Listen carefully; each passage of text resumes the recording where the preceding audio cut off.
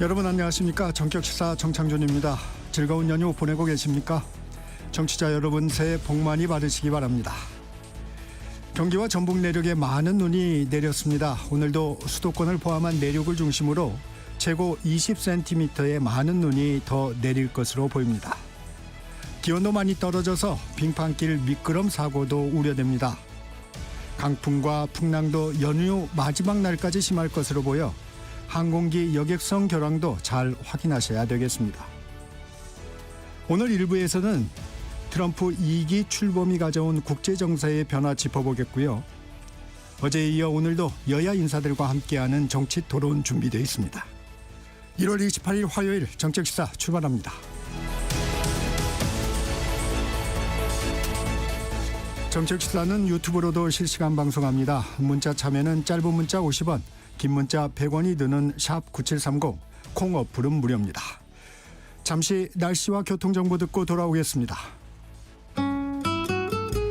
전격 시사에서 전해드리는 설 연휴 날씨 정보입니다. 이번 연휴는 내일 설날까지 비나 눈이 이어지는 곳이 있겠고요. 1월 마지막 날인 금요일 아침까지 특히나 매우 춥겠습니다.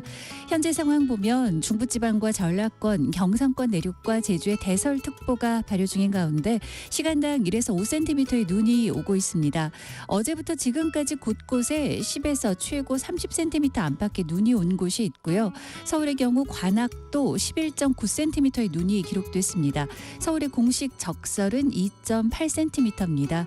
오늘은 전국 대부분, 내일은 충청과 전라권 중심으로 많은 눈이 오겠습니다. 내일까지 예상 적설 전국에 3에서 15cm, 많은 곳 충청과 전북 20cm 이상, 서울, 인천은 오늘까지 3에서 8cm고요. 이렇게 많은 눈이 전국 대부분 쌓이면서 빙판길이나 도로 살얼음도 주의하셔야 되겠습니다. 게다가 밤새 많이 추워졌습니다. 어제 아침보다 기온이 5도에서 10도가량 내려앉았는데요. 현재 서울, 인천, 경기 서부와 대부분 해안 지역, 제주에는 강풍특보까지 내려져 있고 거의 모든 해상이 풍랑특보 발효 중입니다. 어젯밤부터 북서쪽에 찬 공기가 내려와서 모레 목요일까지 기온이 크게 떨어지겠고요. 바람도 강해서 체감온도 더 끌어내리겠습니다. 오늘 낮 기온 서울 영하 2도, 세종 1도, 강릉, 광주, 대구 3도 등 전국이 영하 5도에서 영상 6도 분포고요. 대부분 중부지방은 0도 이하를 보이겠습니다. 설날인 내일 아침 서울 영하 7도, 설 다음 날인 모레도 영하 10도까지 내려앉은 뒤 추위는 금요일 낮부터 조금 누그러들겠습니다. 지금 서울 기온 영하 4.3도, 체감 온도는 영하 10.2도입니다. 전격 시사 설 연휴 날씨 정보 최형우였습니다. 계속해서 이 시각 교통 상황입니다. KBS 교통정보센터에서 정현정 씨가 알려드립니다. 네, 전격시사 설 연휴 교통정보입니다. 설 연휴 넷째 날인데요. 오늘 이른 아침부터 귀성 행렬이 시작됐습니다. 오늘 많은 눈이 예보되어 있어서 고속도로도 곳곳으로 혼잡할 것으로 예상되는데요. 승용차로 지금 서울 요금소를 출발할 경우 부산까지는 7시간 정도 소요되고요. 광주까지는 6시간, 대전까지는 4시간 필요합니다. 반대로 서울에서 부산 올라오시려면 4시간 50분 정도 예상하셔야겠고요. 광주에서는 3시간 30분, 대전에서는 1시간 40분 정도 필요하겠습니다. 도로가 상당히 미끄러워서 사고 소식이 이른 아침부터 많은데요. 차단된 구간도 있습니다. 호남고속도로 지선 계룡에서 서대전 구간이 폭설로 인해서 전면 차단됐습니다. 계룡 나들목으로 우회가 필요하고요.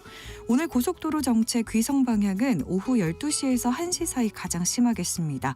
밤 8시를 넘어서야 풀릴 것으로 보이니까요. 미리 대비하시기 바랍니다.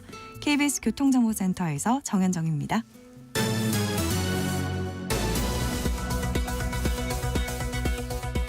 뉴스브리핑 시작합니다. 한국경제신문 최영창 기자와 함께합니다.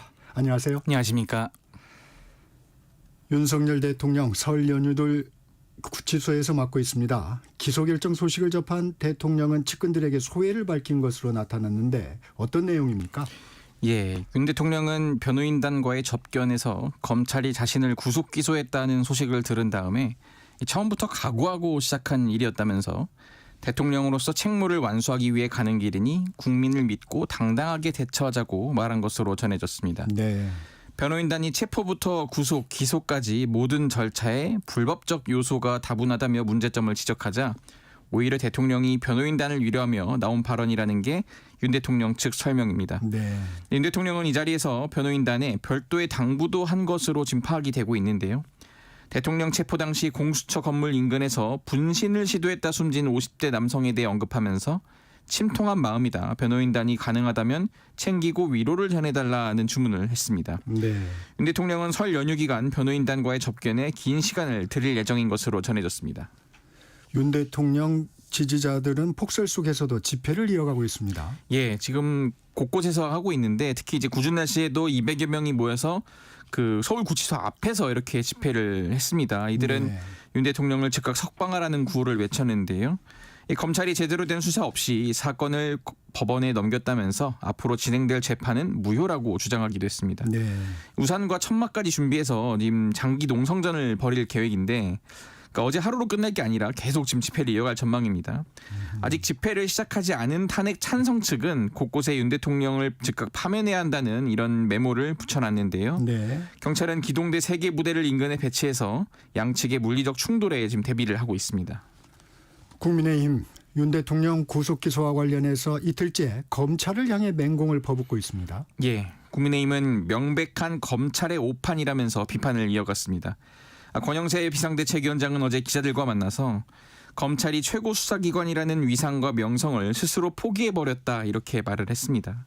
권 위원장은 검찰 입장에서는 현재까지 수사 상황을 만족하지 못하고 구속 연장이 필요하다고 생각해 이 영장기한 연장을 신청한 건데 이걸 사실 법원이 연장을 불허했습니다. 근데 법원이 불허했다면 불구속 상태로라도 충분히 수사해서 완벽한 판단 갖고 기소 여부를 가렸어야 했다 이렇게 지적을 했는데요. 네. 그러면서 앞으로 공수처 폐지를 포함해 검찰의 이런 모습들도 충분히 반영해서 검경 수사권 조정을 해야 한다 이렇게 덧붙였습니다. 나경원 의원도 법원은 이제 불법 수사와 부실 기소의 위법성을 철저히 심리해야 한다면서 공소기각까지 검토해야 한다 이렇게 목소리를 높였습니다. 민주당에서는 어떤 반응이 나왔나요? 민주당은 국민의힘을 향해서 윤 대통령 기소는 부정하면서 조기 대선은 하겠다는 이중적 태도를 보이고 있다. 한심하다 이렇게 비판했습니다. 일부 언론 보도를 인용해서 국민의힘이 이재명 대표 때리기를 통해 조기 대선 체제로 전환하고 있다는 것을 언급한 건데요. 조승래 민주당 수석 대변인은 이제껏 국민의힘은 제 입맛에 맞지 않으면 네. 공수처도 검찰도 법원도 헌재도 부정해왔다면서 이렇게 대한민국 사법체계를 부정하면 도대체 뭐가 남는 것인가라고 되물었습니다. 네. 윤 대통령의 멘토로 불려온 심평 변호사가 서울 서부지법으로부터 고발을 당했다고요? 예, 심평 변호사는 지난 23일이죠. 페이스북에 이 지금 차은경 판사에 대한 글을 올렸는데 이 차 판사가 윤 대통령의 구속영장 발부한 것을 두고서 이 차 판사는 매일 탄핵 찬성 집회에 참석한 열렬한 탄핵 지지자라면서 자신이 정체를 몰래 숨기고 법을 위반하여 영장을 발부한 것이라고 주장한 바 있습니다. 네. 근데 바로 대법원이 명백히 사실과 다르다는 입장을 내놓자 그때 심 변호사는 그를 수정하고 사과를 했는데요. 하지만 서울 서부지법은 차 판사에 대한 명예훼손 혐의로 심 변호사를 경찰에 고발했습니다. 법원은 편향된 이념으로 위법한 영장을 발부한 것처럼 거짓을 드러내 법관의 명예를 심각하게 침해했다고 설명했습니다. 한동안 잠잠했죠. 연금개혁 문제 정치권에서 다시 논의에 불을 지피기 시작했습니다. 네, 지금 국민의힘 권영세 비상대책위원장이 어제 필요하면 더불어민주당과 연금개혁에 관해서 얼마든지 논의할 생각이다 이렇게 밝혔습니다. 민주당 이재명 대표가 전날 진성준 정책위의장에게 2월 중 모수개혁 입법을 완료하고 구조개혁 논의에 착수하라는 취지의 지시를 한 것과 관련해 연금 개혁에 나선 부분에 대해서는 환영한다면서 이같이 권영세 비대위원장이 말한 건데요. 네. 다만 권 위원장은 지금 민주당 운영 시스템이 이해가 잘 안 된다. 벌써부터 이 대표가 대통령이 된 것처럼 지시하면 당의 다른 단위에서는 뭐든지 따라야 하는 시스템인가 이렇게 비판을 했습니다. 지난주 국회에서 관련 공청회가 열렸었는데 여야 모두 연금개혁 필요성에 공감하고 있는 것 같은데요. 그렇습니다. 지금 국민연금 개혁은 워낙 지금 오래된 전부터 해야 한다는 필요성이 강조된 사안인데요. 네. 지금 이제 권영세 비대위원장이나 이재명 대표 발언처럼 보면은 모수개혁, 구조개혁 이런 말들이 나옵니다. 우선 모수개혁은 보험료를 얼마나 낼지 그리고 나중에 연금 받을 돈을 얼마나 받을지 그 비율을 조정하는 것을 말하고요. 네. 구조개혁은 이것을 포함해서 자동 조정 장치라든지 뭐 사학연금, 군인연금, 공무원연금과의 이 통합 문제를 모두 다루는 것을 말합니다. 지금 민주당에서는 국회 보건복지위원장인 박주민 의원이 이 복지위 안에서 할 수 있는 모수개혁부터라도 우선 하자 이런 입장이고요. 반면 국민의힘은 이 복지위 차원을 넘어서 국회 차원의 특위를 구성해서 지금 구조개혁을 무조건 병행해야 한다 이렇게 맞서고 있는 상황입니다. 국회는 21대 국회 마지막 막바지에 현재 9%인 보험료율을 13%로 인상하는 방안에 사실상 합의를 했는데 이 연금을 얼마나 받아야 하는지 그 소득 대체율에 대해서는 약간 비율 차이를 보이고 있습니다. 어쨌든 지금 모수개혁에 대해서만큼은 공감대를 형성하고 있는 만큼 일단은 2월 국회에 좀 하자 이런 좀 전망이 나오는데요. 이 권영세 비대위원장까지 긍정적으로 화답을 하면서 네. 이 일단 국민의힘이 원하고 있는 구조개혁 일정 그리고 연금특위 구성을 합의하면은 당장 다음 달 추진이 가능할 것 같습니다. 네.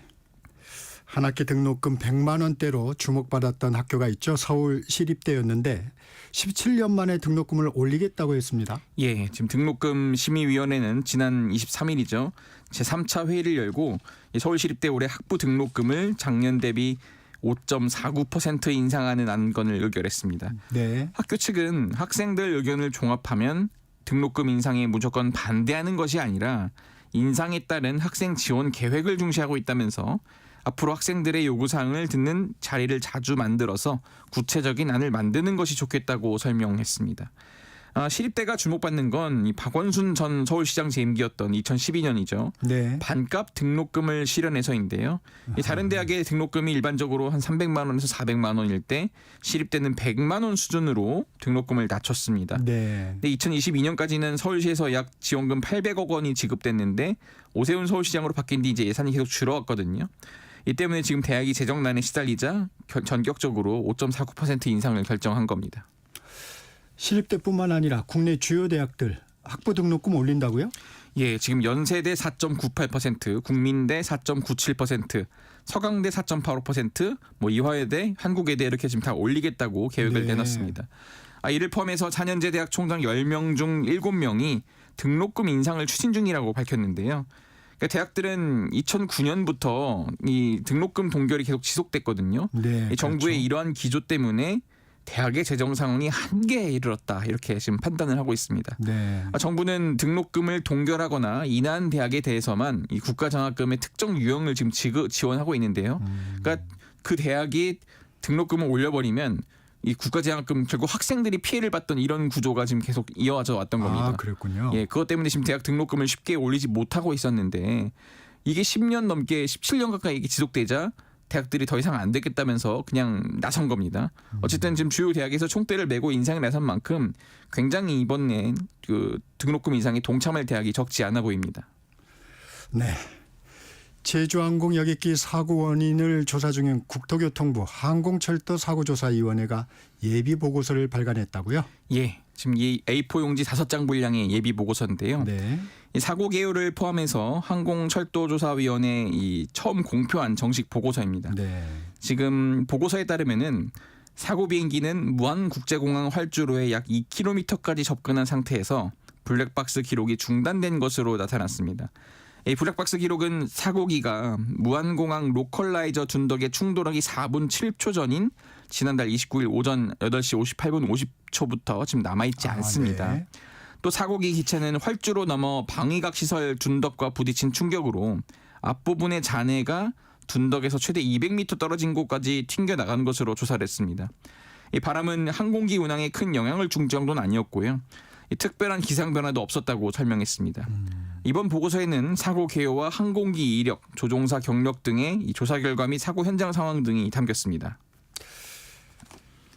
최근에 미국 트럼프 대통령이 북한을 핵 보유국이라고 말해서 세계 각국에도 지금 영향을 미치고 있는데 일본의 이시바 시게루 총리도 관련 발언이 있었다고요? 그렇습니다. 지금 이시바 총리가 어제 중의원 본회의에 나와서 한 발언입니다. 먼저 제1야당인 입헌민주당 이 노다 요시히코 대표가 네. 최근 트럼프 대통령 발언에 대해 진위는 무엇이라고 생각하느냐고 이제 입장을 물었습니다. 네. 그러자 이시바 총리는 다른 나라 정상의 발언에 관해 설명한 입장은 아니지만 어쨌든 발언에 대해 코멘트하는 것은 삼가겠다 그렇게 말하면서도 이 북핵은 국제사회의 평화와 안전을 위협하는 것으로 결코 용인할 수 없다고 지적했습니다. 네. 일단 지금 기존 일본 정부 입장을 재확인한 겁니다. 근데 그러면서 미국, 한국을 비롯한 국제사회와 협력하면서 이 관련 유엔 안전보장이사회 결의의 완전한 이행을 추진하고 또 북한의 핵탄도미사일 프로그램의 완전한 폐기를 요구해 나갈 것이다 이렇게 강조했습니다.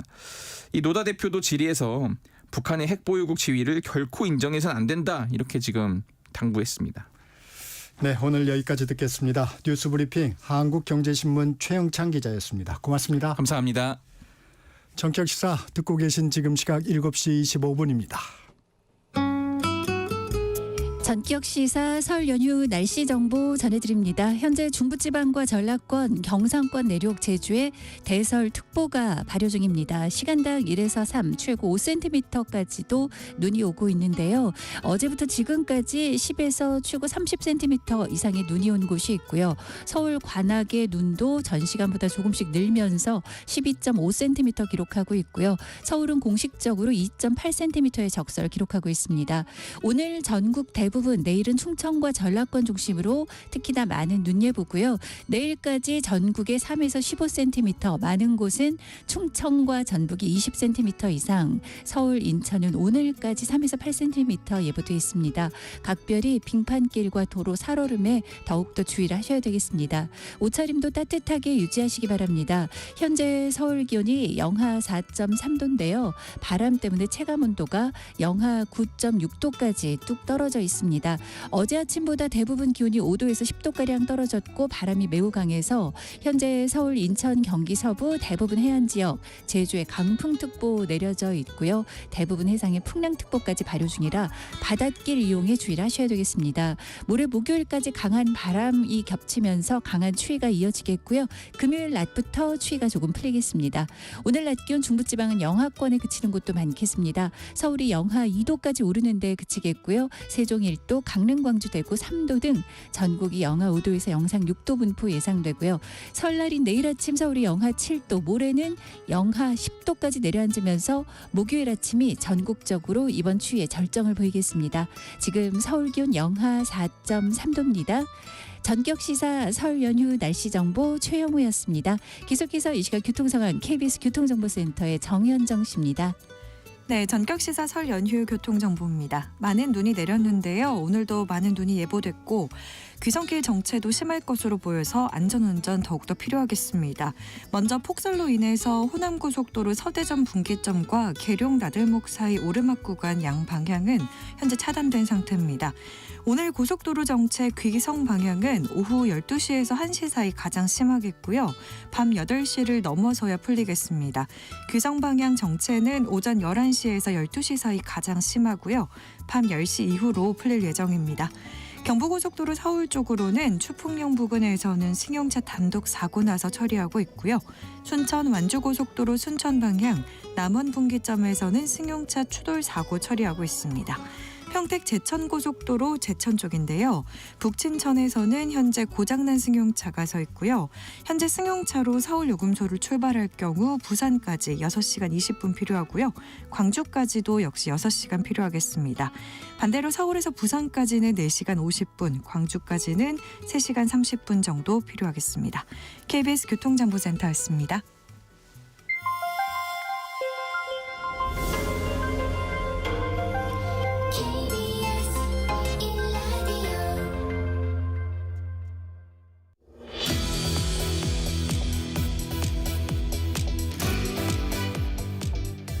미국 트럼프 대통령이 임기 초반부터 대표 공약들을 밀어붙이며 광폭 행보를 보이고 있습니다. 전격 인터뷰, 오늘은 서울신문 송현서 기자와 함께 트럼프 2기 행정부의 국제 전략에 대해 짚어보겠습니다. 기자님 안녕하세요. 네, 안녕하세요. 설 연휴에 이렇게 나와주셔서 고맙습니다. 네, 감사합니다. 네, 미국 트럼프 대통령 북한에 계속 러브콜을 보내고 있습니다. 네. 취임 이후에 북한 김정은 지도자에 대해 우호적인 말들이 나오고 있죠. 네, 이 트럼프 대통령이 계속 대화를 제안하고 있습니다. 근데 지금 북한은 이 대화 제안한 지 이틀 만에 또 미사일 발사 시험을 했죠. 지금 북한은 이 트럼프 2기 행정부에서 한국이나 일본보다 훨씬 더 높은 우선순위에 있는 그런 국가로 꼽힙니다. 근데 트럼프 대통령이 이렇게 대화를 요청함에도 불구하고 북한이 연속적으로 이 미사일 도발을 한 것에 대해서는 국방력을 향후에 협상 카드로 활용하겠다. 이런 의미가 있다고 보여지고 있는 상황입니다. 그렇게 협상 카드로 이용하겠다라는 건 말 그대로 협상에 아직 뜻이 있다. 이렇게 해석을 할 수가 있겠는데요. 일단은 트럼프 2기 행정부 취임 이후에 북한의 첫 무기 시험이 유엔 안보리 제재 대상인 탄도미사일이 아니라 순항미사일이었죠. 아, 네. 네, 그리고 북한이 미국을 비난하는 기조는 물론 여전합니다. 그런데 트럼프 대통령을 직접 지목하지는 또 않고 있어요. 네. 그러니까 이 말은 지금까지 트럼프가 전 세계가 이렇게 지켜보는 앞에서 말씀하신 것처럼 김정은 위원장이나 북한에 대해서 비교적으로 긍정적인 평가들을 해왔고 네. 아무래도 전략적 인내를 기조로 삼았던 바이든 전 행정부 때보다는 비록 예측은 불가능하지만 그게 쇼 비즈니스든 외교 안보든 뭐 외교 안보를 위한 행보든 북한과 대화는 계속하겠다라고 이야기를 하는 트럼프 대통령이 북한 입장에서는 훨씬 또 이득이 될 수 있다라고 판단된 것으로 보여집니다. 북한 미사일 발사 이후에 미국의 입장은 좀 나왔나요? 백악관은 아직 구체적인 입장은 내지 않고 있는데요. 미국한테 북한이 그리고 북한의 무기 시스템이 이제 뭐 얼마나 우선순위에 있는가를 따져보면 당분간 아주 강력한 제재는 나오지 않을 것이다라는 예측들이 많습니다. 현재 미국과 트럼프 대통령에게는 우크라이나 전쟁이나 중동 전쟁 그리고 국내 이민자 문제나 관세 문제가 1순위로 꼽히기 때문에 네. 북한 문제는 그 뒤에 하나씩 풀어나가려고 할 가능성이 더 크고요. 그런 면에서 오히려 북한보다는 한국이 지금은 더 걱정스럽다라는 우려들이 많죠. 왜냐하면 우리 군 당국은 이제 북한의 순항미사일 발사 소식을 지금 하루가 지나서 공개를 했거든요. 왜냐하면 계엄이나 탄핵 국면에서 군사령부 공백이 있는 상태고 외교 안보 면에서 봤을 때도 이제 미국이나 일본이 지금 이 문제를 심도 있게 논의할 수 있는 미국과 일본하고 네. 심도 있게 논의할 수 있는 컨트롤 타워가 부재한 상황인데 그런데다가 지금 미국이 이번에 인준을 통과한 피트 헤그세스 국방장관이나 트럼프 대통령도 미국 이 북한을 핵 보유국으로 인정할 것 같은 사인을 계속 보내고 있잖아요. 네. 그래서 미국이 북한을 핵 보유국으로 인정하게 되면 미국과 북한이 이제 핵을 가진 나라로서 이제 하나가 되는 거고 그리고 한국 기조에는 당연히 차질이 생길 수밖에 없는 그런 상황이 오는 겁니다. 그래서 이 한미 간의 박자가 안 맞을 수도 있고요. 국내에서는 이제 자체 핵무장을 요구하는 목소리가 커질 수 있기 때문에 내부적으로는 더 혼란이 올 수가 있죠. 미국이 북한에 대해 비핵화 정책을 좀 포기하는 걸까요? 그러면?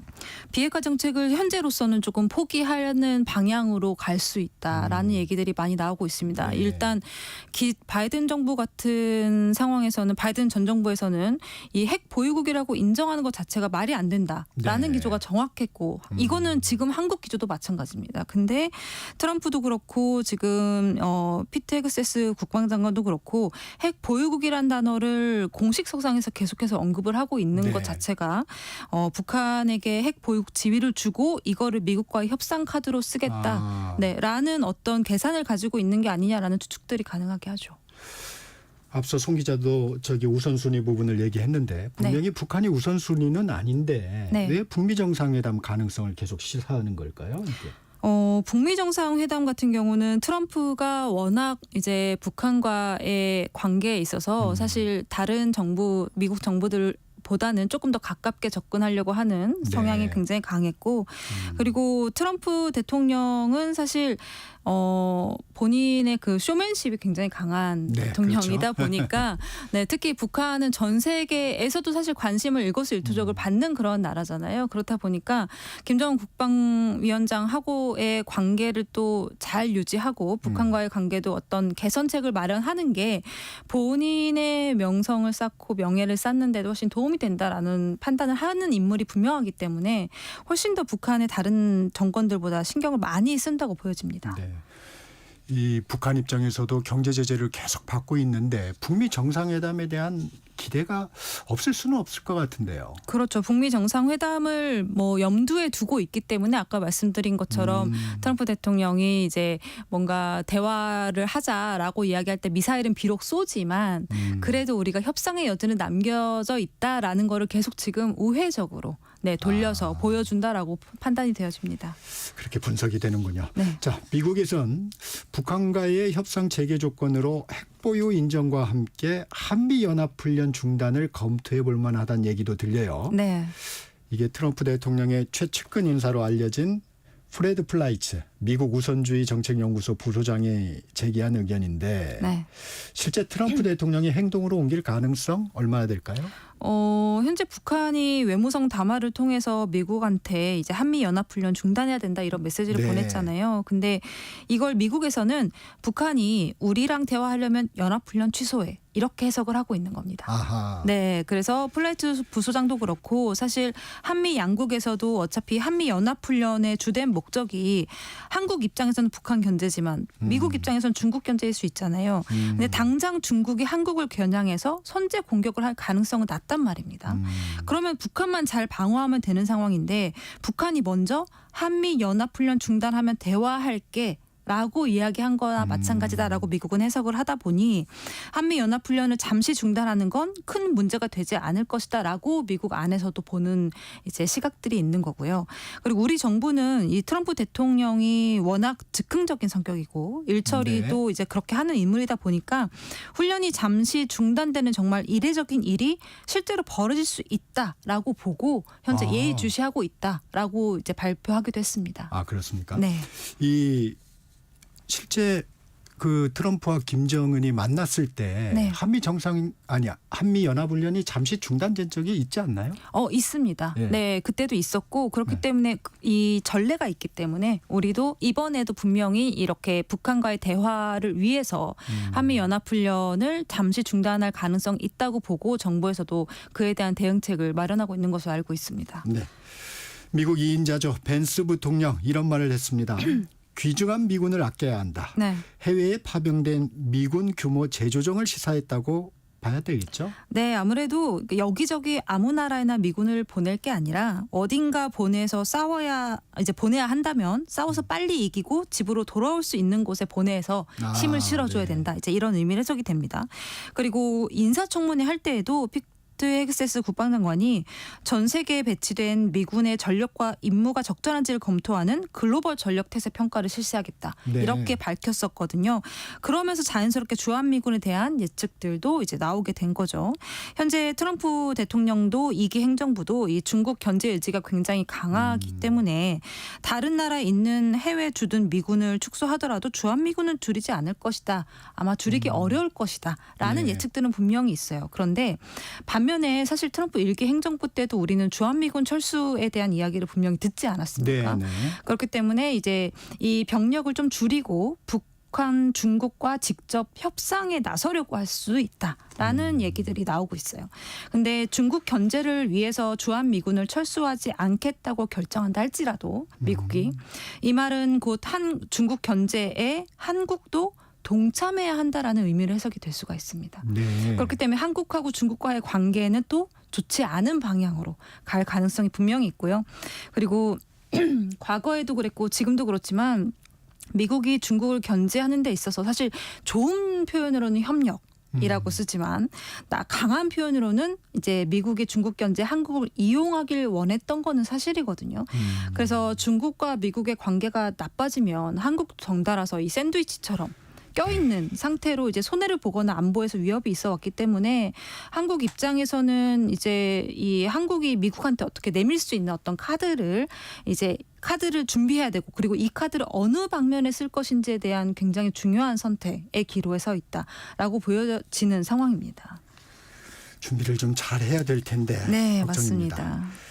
주한미군 규모와 역할 변화가 있을 것으로 보이는데 네. 그러면 이렇게 재조정한 해외 파병 미군들 어디에 활용하겠다는 건가요? 아까 제가 이제 헤그세스 국방장관이 말하는 글로벌 전력 평가 네. 태세 이 얘기를 드렸었는데 이거는 결국 트럼프 대통령이 말해왔던 안보 무임 승차론을 현실화하겠다라는 이제 뜻으로 해석이 되거든요.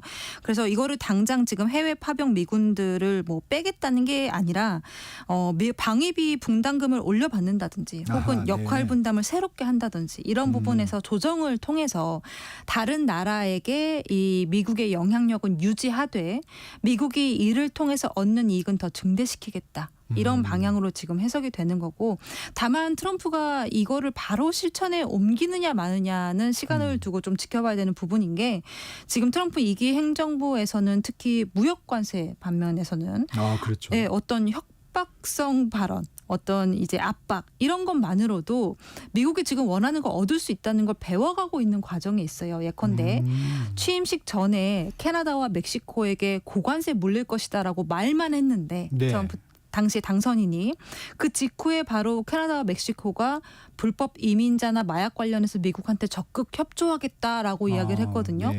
그러니까 해외 주둔하는 미국 문제도 이거랑 좀 비슷한 전략으로 접근할 가능성이 있다라고 보여지는 거죠. 그러니까 미국이 다른 나라한테 유럽이나 혹은 핵 우산을 지급하고 있는 한국이나 일본 같은 나라들한테 지금 당장 방위비 분담금을 올려주지 않으면 우리는 뺄 거야라고 이야기를 했을 때 이거에 긴장하는 나라들이 직접 어떤 카드나 협상 카드를 주겠죠. 이런 것들을 기대하고 지금 그런 식의 강경한 방향으로 움직일 수 있다라는 예측들도 나오고 있습니다. 이 주한미군 감축이나 한미 연합훈련 중단 카드, 미국이 북한을 이제 끌어내기 위한 협상 네. 테이블로 끌어내기 위한 전략인 듯한데 걱정은 지금 한국이 정치적으로 좀 어려움을 겪고 있지 않습니까? 네. 이 한국 패싱 가능성은 어떻게 보십니까? 네, 트럼프 대통령이 김정은이나 북한을 계속해서 먼저 일종의 소환을 하고 있는 건 당장 북한 자체가 가진 이제 문제를 해결하려고 하기보다는 지금 트럼프 대통령에게 있어서 1순위인 우크라이나 전쟁 그리고 이 문제에 북한도 이미 발을 담그고 있는 상태니까 네.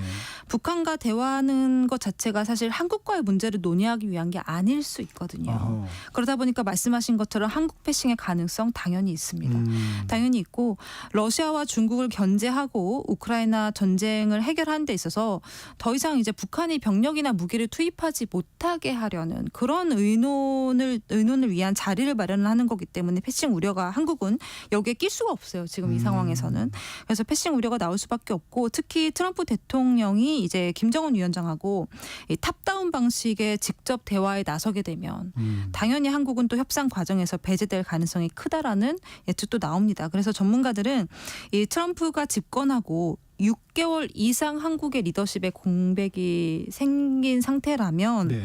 당연히 한국 패싱은 발생할 것이고 트럼프가 이제 분명히 새 정부가 들어설 때까지 혹은 이 정국이 안정이 될 때까지는 한국 정부하고 이야기하지 않으려 할 것이다. 예, 어떠한 뭐 탄핵이 인용이 되든 기각이 되든 그렇죠. 어떤 상황에 네. 한국 정치가 안정이 될 때까지는 네. 말씀하시는 거죠. 맞습니다. 네. 그럴 때 그때까지는 한국과는 이제 구체적인 이야기를 하려고 하지 않을 것이다라는 이야기들이 있어요. 그래서 지금 이 미국이 또 한국을 이런 식으로 패싱을 하고 북한이나 러시아하고 그냥 삼자 대면에서 문제를 풀어나갈 가능성도 분명히 있습니다. 근데 이 상황에서도 그러니까 여러 가지 시나리오를 펼쳐봐도 한국은 지금 당장 전국이 안정되고 그게 말씀하신 것처럼 탄핵이 기각이 되든 인용이 되든 안정이 된 상태가 아니라면 미국하고 대화하기는 좀 어렵다라는 상황은 확실해 보입니다. 네, 송 기자가 잠시 언급을 해줬는데 우크라이나의 문제. 네. 트럼프 대통령이 북미 대화를 통해 달성하고자 하는 목적이 우크라이나 부분도 상당 부분 있는 건가요? 그러면?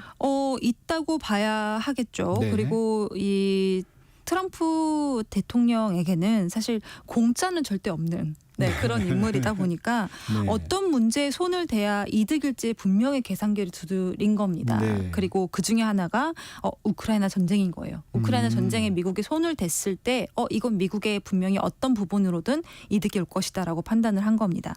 그래서 아마도 러시아로부터는 이제 뭐 중국과의 관계에서 다리가 되어주길 바랄 수 있고요. 또 우라늄 같은 자원 공급망에서 미국에게 조금 더 값싸게 공급을 해주길 바란다. 우리가 만약에 우크라이나 전쟁을 해결해 준다면. 되면 이제 이런 계산들이 깔려 있는 거고 그럼 우크라이나 전쟁을 해결했을 때 미국은 무엇을 얻을 수 있느냐 우크라이나에게서는 뭐 현지산 곡물이나 자원을 이용할 때도 또 미국에 도움이 될 수 있겠죠. 그리고 북한 역시 이렇게 대화를 통해서 미국에 훨씬 더 유리한 방향으로 이끌어 가려고 하는 겁니다. 그런데 이렇게 저렇게 계산을 해봤을 때 현재는 이제 북한과 손이 닿아 있는 러시아를 자기 편으로 이끌어 들이는 게 미국 편으로 끌어들이는 게 더 이득이라고 판단을 했기 때문에 우크라이나에게는 굉장히 조금 어쩌면 폭력적이고 어쩌면 좀 불리한 방식으로 네. 전쟁을 끝내려고 이제 할 수도 있다라는 예측들이 나오는 거고요.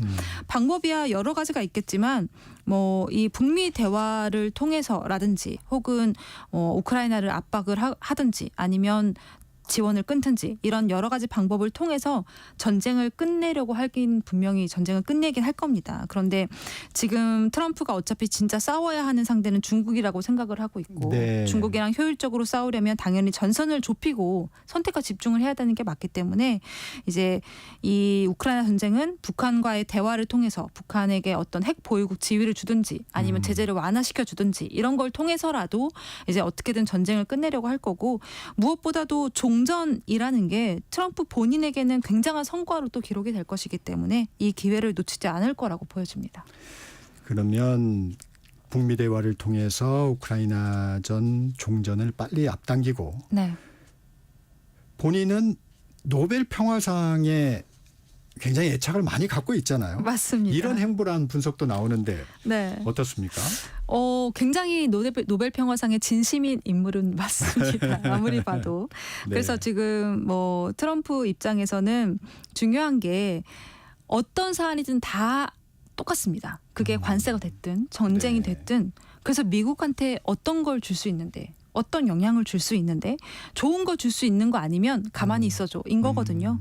그리고 나 지금 우크라이나 전쟁 멈추고 노벨상도 타야 되고 바이든이 못한 인플레이션 안정화도 만들어서 지지율도 유지해야 되고 네. 그래서 이제 일단 종전이나 뭐 이제 휴전 협상 테이블에 젤렌스키랑 이제 푸틴 대통령을 앉혀놓고 이제 협상을 하게 되면 분명히 본인은 또 센터에 앉으실 거거든요. 그러면 이 그림 하나를 따기 위해서 정말 아하. 뇌의 절반을 돌리고 있다고 해도 저는 무방하다고 보거든요. 그 정도로 굉장히 진심으로 지금 접근하고 있습니다. 네. 그래서 이 트럼프가 분명히 우크라이나 전쟁을 끝내기 위해서 그게 뭐 노벨 평화상도 당연히 큰 부분을 차지하고요. 근데 문제는 러시아와 우크라이나가 생각보다 쉽게 따라와주지 않을 가능성은 분명히 있는 상황입니다. 네. 그리고 유럽도 움직여줘야 되고요. 특히 이 트럼프가 노벨 평화상을 받을 정도의 활약을 중재를 하기 위해서는 단순히 이번 전쟁을 끝내는 데서 그치는 게 아니라 향후에 나토는 더 이상 동진을 하지 않겠다. 그리고 러시아는 유럽으로 미사일 폭으로 놓지 않겠다. 이런 약속을 받는 어떤 협약이 반드시 또 있어야 되거든요. 이런 협정까지 가야 되는데 이미 러시아가 우크라이나를 어떤 방식으로 손에 넣는지를 유럽은 눈앞에서 봤습니다. 근데 이런 상황에서 쉽사리 서로 사실 긴장과 의심을 놓기가 쉽지가 않죠. 근데 트럼프 대통령이 아무리 노벨 평화상을 받고 싶다고 할지라도 네. 유럽 상황이 이제 트럼프가 대통령이 됐다는 이유 하나만으로 갑자기 평화로워지기는 어렵기 때문에 이거는 상당히 조금 시간이 걸리는 문제라고 보여집니다. 트럼프 대통령은 어떻게든 북한의 추가 파병은 막으려고 하겠군요. 막으려고 하겠죠. 그런데 사실 이 북한이 이제 지난해 10월에 러시아로 들어가지 않았습니까? 네. 쿠르스크 주로 들어갔는데 아직까지 러시아 전선 안에 있어요. 그러니까 우크라이나 영토를 넘어서서의 전투는 아직까지는 벌이고 있지 않은 상황이거든요. 네.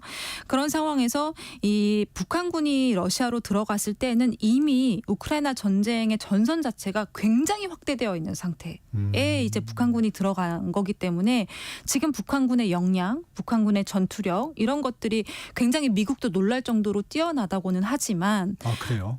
네, 미국도 인정을 했습니다. 초반에는 북한군들이 굉장히 조금 많이 배고파 있는 상태, 네, 그리고 그 영양실조도 걸려 있는 상태다 이렇게 얘기를 하다가 최근에는 북한군의 역량이 생각보다 뛰어나다는 걸 확인했다라고 이제 미국 쪽에서 정부가 이야기를 하고 있어요. 네. 근데 그런 식으로 얘기를 하고는 있지만 그래서 그게 설사 사실이라 할지라도 이미 전선이 너무 확대되어 있는 상태이기 때문에 북한군이 현재 우크라이나 전쟁의 전황 자체를 뒤집어 엎기는 조금 힘들 수 있거든요.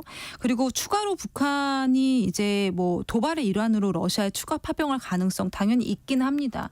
그렇지만 무한대로 사실 이 북한군이 또 병력을 공급해 줄 수 있는 상황도 아니거든요. 아마도 이미 그 전에 트럼프 대통령이 러시아나 북한과 협상을 통해서 이 전쟁의 방향을 조금 바꾸려고 하지 않을까 하는 예측들이 훨씬 더 지금 상황에서는 현실 가능성이 높다라고 보여집니다. 네. 그러면 미국 입장에서는 북한의 핵을 인정하고 네. 북한의 러시아 파병을 중단시키고 네. 북한 입장에서는 그러면 핵을 인정받고 네. 또 지금 경제적으로 어려운 부분 어떤 카드들이 좀 오갈 수 있을까요? 일단은 이 아까 이제 언급한 대로 북한의 전투력이나 북한군이 전체 전쟁에 미치는 영향력을 봤을 때에는 이 핵 보유국이라고 인정하면서까지 북한군을 러시아 바깥으로 빼놔야 되는 상황은 아니라고 지금 보여지고 있거든요. 그래서 사실 북한군은 미국이 러시아하고 먼저 만약에 협상을 끝내버리면 자연스럽게 그냥 그렇죠. 북한군은 그냥 빠지게 되는 겁니다. 그래서 네. 해결되는 부분이기 때문에 미국이 북한의 핵을 인정하고 이 러시아 파병을 중단시키는 카드는 정말 더 이상 쓸 카드가 없을 때 미국이 마지막 카드군요. 마지막 카드라고 보여집니다. 이제 이 전쟁을 끝내기 위한. 그리고 또 다른 카드로는 사실 뭐 무역 제재라든지 이런 것들 좀 완화시켜주는 방법도 있는데 이제 이 중에 하나가 관광 자원이거든요. 네, 관광 자원인데 트럼프 대통령 취임식 때 나온 얘기죠. 트럼프 대통령이 북한에 건물 지을 땅이 많다. 그래서 김 위원장이 콘도를 지을 수 있는 엄청난 역량을 보유하고 있다고 생각한다. 이제 이런 네. 얘기를 해요. 여기서 얘기한 게 이제 북한 원산이라는 네. 얘기가 많죠. 근데 이 트럼프 대통령이 원래 부동산 개발업자 출신의 대통령이지 않습니까? 그래서 일기 때에도 김정은하고 이제 북미 정상회담 하면서 원산 지역이 리조트 개발에 굉장히 적합한 지역이다 이렇게 이야기를 했었는데 사실 북한에 리조트 짓고 싶다는 얘기는 많이 했었어요. 트럼프 대통령이. 그리고 되게 본인의 수건 사업 중에 하나이기도 합니다. 오, 그렇습니까? 네, 북한에 리조트를 지어서 북한의 뭔가 관광 산업을 조금 활성화시키는 걸 본인의 수건 사업이라고 생각을 해요. 그런데 지금도 사실 북한에서 여행하는 러시아 사람들은 꽤 많이 볼 수가 있거든요. 근데 지금 이제 중요한 거는 북한에 여행할 곳이 없는 게 아니라 북한의 실상 자체가 이런 외국인 여행객들을 받았을 때 고스란히 노출될 수밖에 없는 그렇죠. 상황. 그리고 외국의 사상이 북한에 물들어지는 것들 이런 것들을 사실 걱정하는 거기 때문에 이 관광 자원은 트럼프 임기 초반은 조금 지나야 어떤 이 얘기를 할 수 있는 거고 사실 리조트나 부동산 산업이라는 게 거의 자본주의의 상징과도 같은 산업 중에 하나이기 때문에 이 트럼프는 이 북한의 위험 요소를 제거하는데 이 상징적인 자본주의의 상징적인 수단을 굉장히 쓰고 싶어 합니다.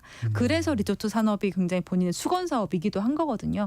대신 이거는 지금 아까 말씀드린 것처럼 우선순위들이 다 해결이 됐을 때 그때 쓸 수 있는 카드겠죠. 그렇군요. 화제를 좀 바꿔보겠습니다. 트럼프 대통령이 우크라이나인의 난민 입국까지 차단을 했어요. 어떤 이유입니까? 일단 트럼프 대통령은 조 바이든 전 행정부의 모든 것을 뒤집고 싶어 합니다. 네, 전 정부의 모든 것을 이제 엎고 싶어 하는데 그 중에 하나가 불법 이민자, 난민 정책인 거고요. 이제 트럼프 행정부가 그동안 이주민들의 미국 정착을 도와왔던 이 여러 프로그램, 특히 바이든 정부 들어서서 생겨났던 프로그램들을 다 이제 중단을 하고 있는 거예요. 그래서 그 대상 국가가 원래는 뭐 베네수엘라, 아이티 같은 국가들이었는데 여기에 우크라이나 전쟁 난민도 포용하기 위한 이제 프로그램 2022년에 도입된 프로그램인데 이것도 이제 이번에 같이 중단을 한 겁니다. 지금 연방정부 자료에 따르면 2023년 9월 기준으로 이제 이 프로그램을 통해서 미국에 들어온 우크라이나 사람이 15만 명 정도가 되는데 이번 조치가 이렇게 전쟁을 피하려고 하는 사람들에게는 반인도적인 조치다라는 지적들이 나오고 있습니다. 네. 그런데 추방 대상에 한국인 11만 명도 포함됐다고 전해지던데 이건 네. 어떤 내용입니까? 이게 트럼프 행정부의 추방 대상이 될 수 있는 이주민이 2024년 기준으로 지금 미국 정부가 1,400만 명 정도라고 파악을 하고 있어요.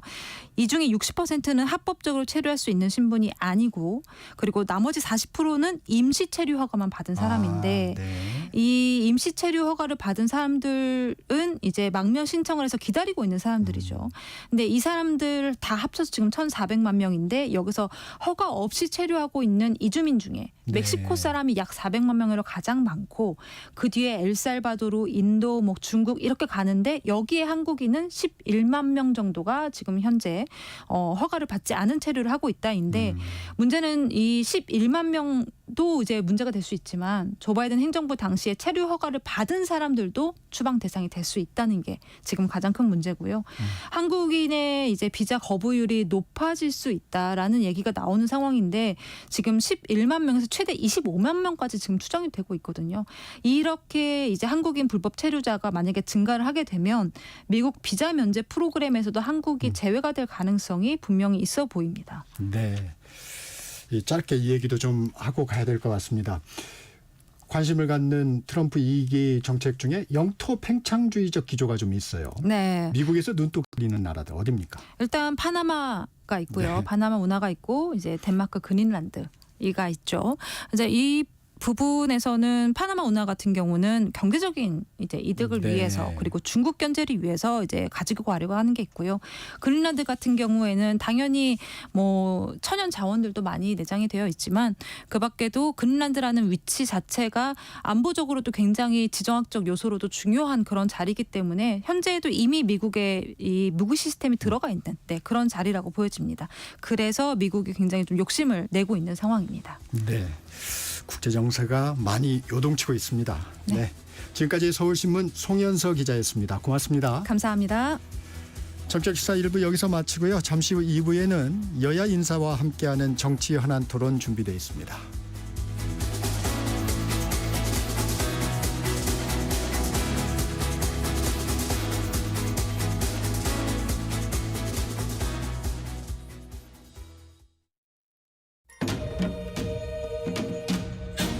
광복 80년 KBS 라디오 캠페인 밸류업 대한민국.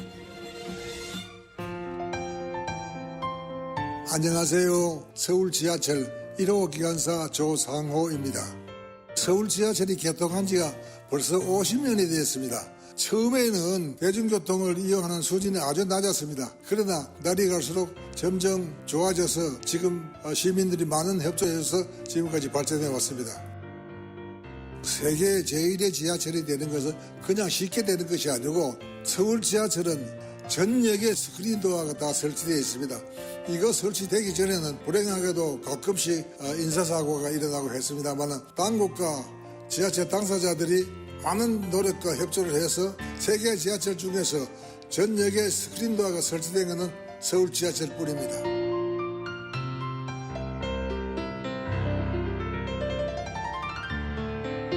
시민들께서 많은 협조와 관심을 가져주셔야 합니다.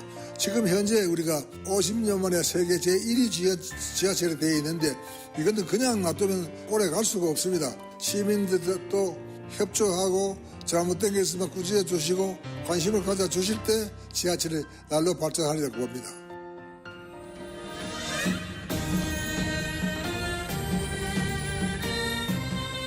광복 80년 우리가 가야 할 길을 묻습니다.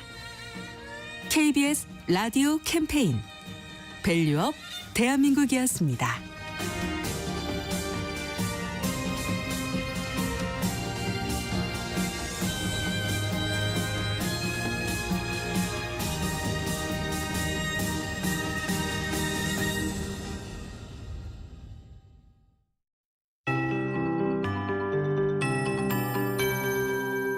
KBS 58분 날씨. 현재 중부와 전라권, 경상권 내륙, 제주의 대설 특보 특보가 발효 중입니다. 특히 내륙을 중심으로 대설 경보가 아주 많은 상황입니다. 시간당 1에서 최고 5cm 안팎의 눈이 오는 지역이고요. 어제부터 곳곳에 최고 30cm까지 눈이 내린 곳이 있습니다. 서울은 공식적으로 2.8cm를 기록 중이지만 관악이 12.5cm 기록하고 있고요. 오늘 전국 대부분, 내일은 충청과 전라권에 특히나 많은 눈이 집중되겠습니다. 내일까지 예상 적설 전국이 3에서 15cm, 많은 곳 충청과 전북 20cm 이상, 서울은 오늘까지 3에서 8cm입니다. 전국 대부분 많은 눈이 쌓이면서 빙판길, 도로 살얼음에 각별히 주의하시고요. 옷차림도 오늘 아주 따뜻하게 해주셔야 됩니다. 현재 서울 기온을 보면 영하 4.3도, 체감온도 영하 9도대입니다. 바람 때문에 매우 춥게 느껴지고요. 어제 아침보다 기온이 최고 10도 이상 낮아진 곳이 있습니다. 현재 서울, 인천, 경기 서부 대부분 해안 지역, 제주에 강풍특보, 또 거의 모든 해상에 풍랑특보 내려져 있고요. 특히 모레까지 바람이 매우 강해 체감온도 크게 내려앉겠습니다. 중부지방 오늘 낮 기온 영하권도 많고요. 서울 영하 2도 등 전국이 영하 5도에서 영상 6도에 그치겠습니다. 목요일까지 매우 춥겠습니다. 지금 서울 기온 영하 4도입니다. 최영우입니다.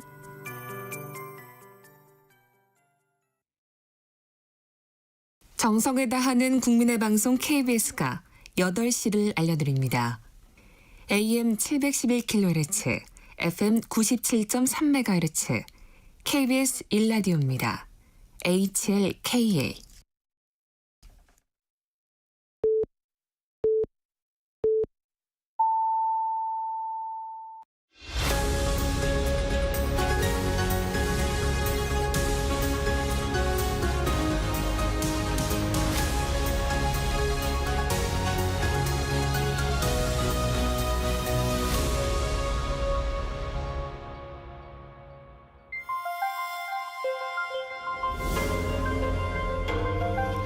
KBS 1라디오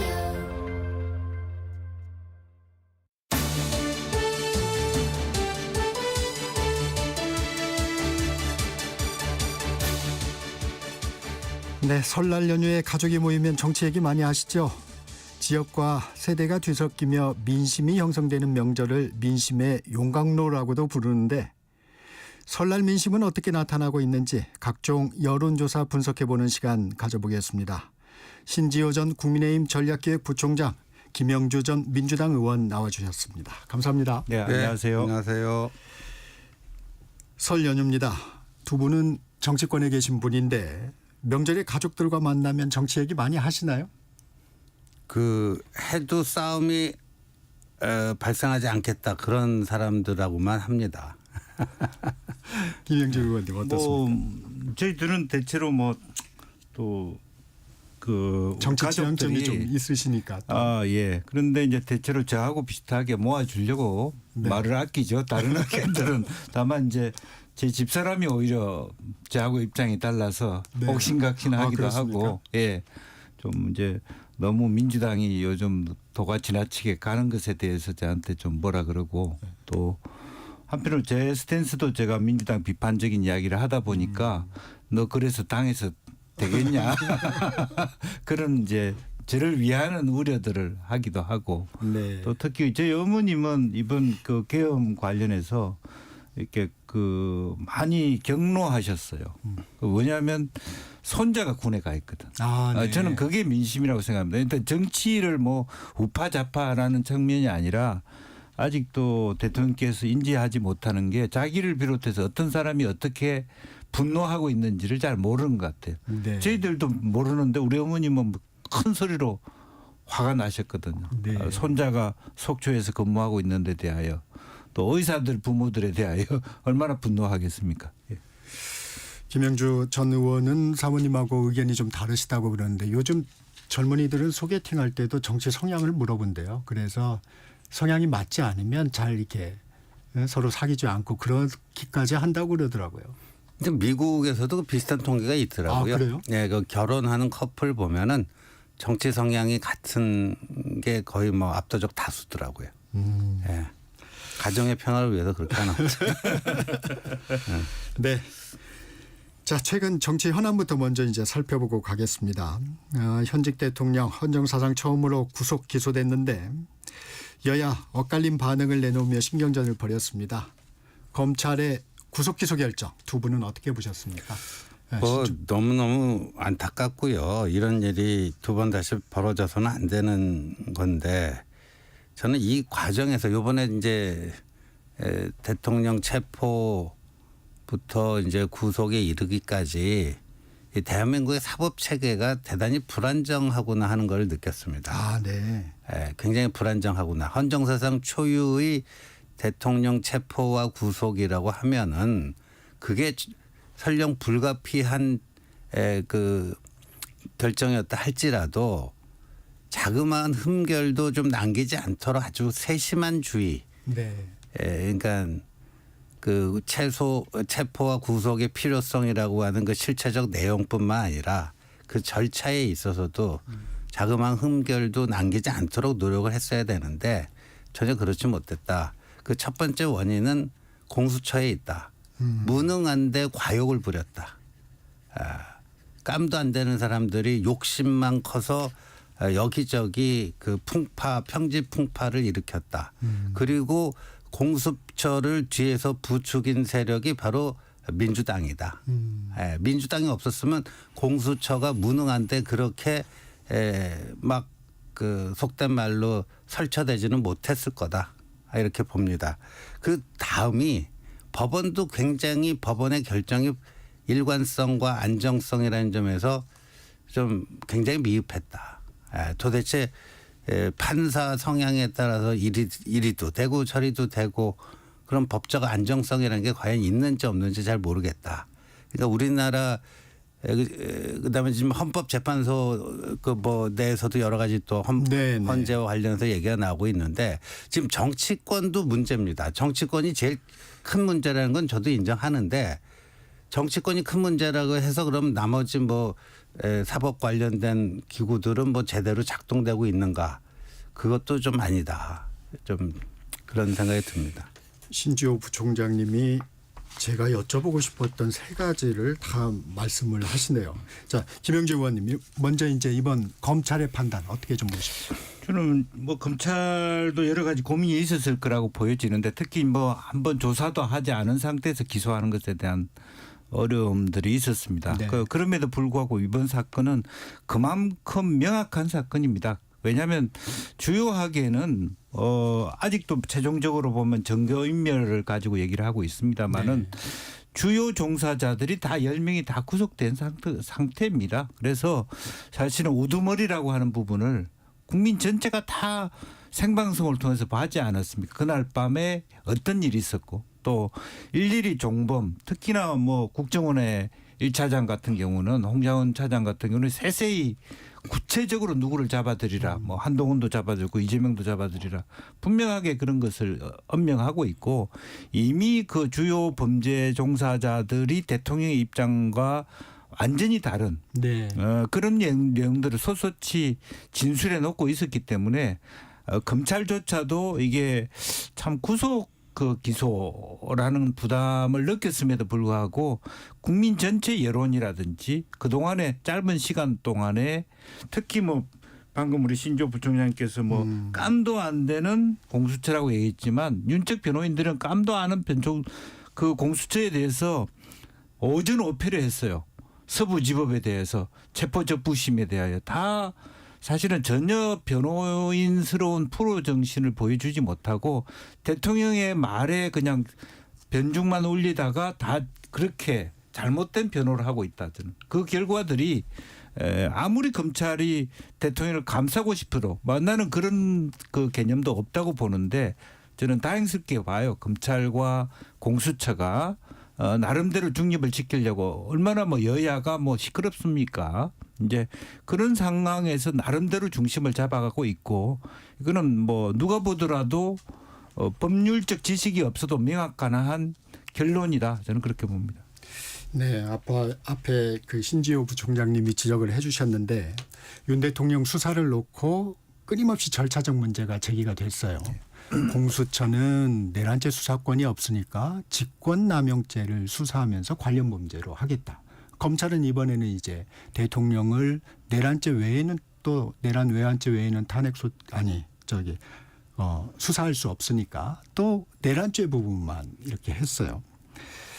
이게 좀 본말이 전도된 거 아니냐. 이런 절차적 문제. 우리 김영주 의원이 보시기에는 정말 윤 대통령 측의 무리한 문제제기인지 아니면 우리 신지호 부총장님이 지적했듯이 사법부의 오락가락 잣대 때문인지 아니면 정치권의 정쟁 때문인지 우리 김영주 의원님은 어떻게 생각하세요? 저는 솔직하게 얘기해서 민주당이 설계를 부실하게 했기 때문이라고 인정할 수밖에 없어요. 네. 공수처를 만들면서 물론 민주당은 저희들은 말하면 우리가 만들고자 하는 공수처의 범위보다 훨씬 축소되고 논란이 많았기 때문에 부실을 가질 수 있는 처음부터 잉태할 때부터의 한계가 있었다라고 얘기하지만 전체적으로 수사권에 이번 역사적 초유의 이런 대통령의 내란이라고 하는 것을 상상할 수도 어려운 이런 부분을 조차도 법적으로 빈틈이 없이 설계돼야 되는데 그런 부분에 오락가락할 수밖에 없었다라는 부분이 있었고 그런 의미에서 계속 쟁론을 해왔지 않습니까? 이게 공수처가 수사하는 게 맞냐. 네. 이제 그렇게 있었음에도 불구하고 어쨌든 그러한 문제 제기에 대해서 법원 행정처가 다 문제없다고 다 얘기해 준 거 아닙니까? 그래서 공수처 스스로가 이게 정당성이 있다기보다는 넓은 범위에서 이제 여러 가지 한계가 있는 현 법 체계 안에서 공조본이라고 하는 경찰과 공수처가 함께 수사하는 넓은 의미를 법원이 정당성을 인정해 준 겁니다.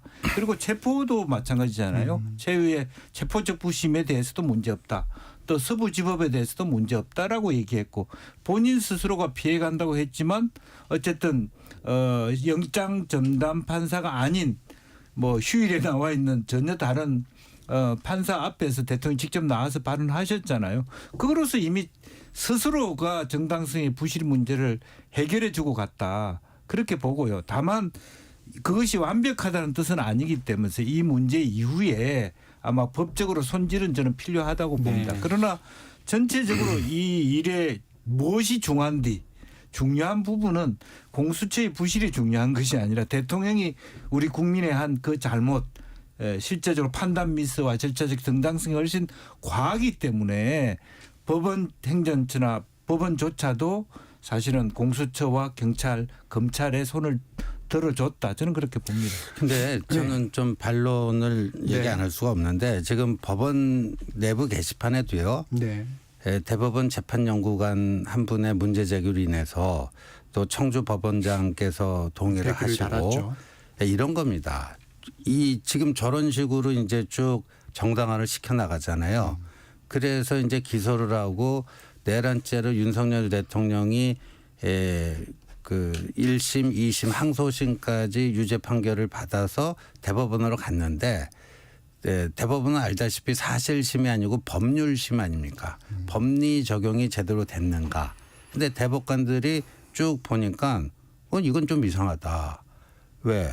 내란 수사권이 없는 공수처가 체포하고 구속해갖고 그 검찰이 기소를 해가지고 이렇게 된 거다. 만약 거기서 이게 잘못됐다고 판단하면요. 다 무너지는 거예요. 다 무너지는 겁니다. 그래서 제가 윤석열 대통령의 행위가 무죄다 이런 얘기를 하려는 거 아니에요. 네. 헌정사상 초유의 현직 대통령 체포와 구속이기 때문에 최대한 흠결을 안 남기게 하자. 자, 원칙과 예외가 있습니다.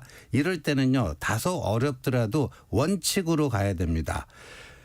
문재인 정권 때 검수완박으로 내란죄 수사권은 오직 경찰만 가지고 있습니다. 그럼 적어도 공수처는요. 1차 체포영장 집행 시도가 실패했을 때 그때 경찰로 넘겼어야 돼요. 그걸 왜 못합니까? 안 하는 이유가 뭐가 있죠? 그걸 왜 굳이 공수처가 계속 쥐고 있었어야 됩니까? 내란 수사권이 누가 봐도 부정 못하는 내란 수사권이 있는 경찰 국수본에서 조사를 하고 체포를 하더라도 또 구속을 하더라도 거기서 했으면은 되는 거 아닙니까? 그 두 번째 공수처가 왜 그거를 관할 법원이 아닌 중앙지법이 아니라 서부지법에 그걸 신청을 합니까? 네. 그것도 원칙과 예외의 문제예요. 예, 그래서 이렇습니다. 직권남용은요 보통 크게 세게 받아도 징역 한 2, 3년입니다. 근데 내란죄는 아시다시피 최고형이 사형 무기징역이에요. 그 자그마한 거 수사하다 그 큰 것까지도 건드릴 수 있다 뭐 이런 거 아니에요. 뭐 어쩌고 저쩌고.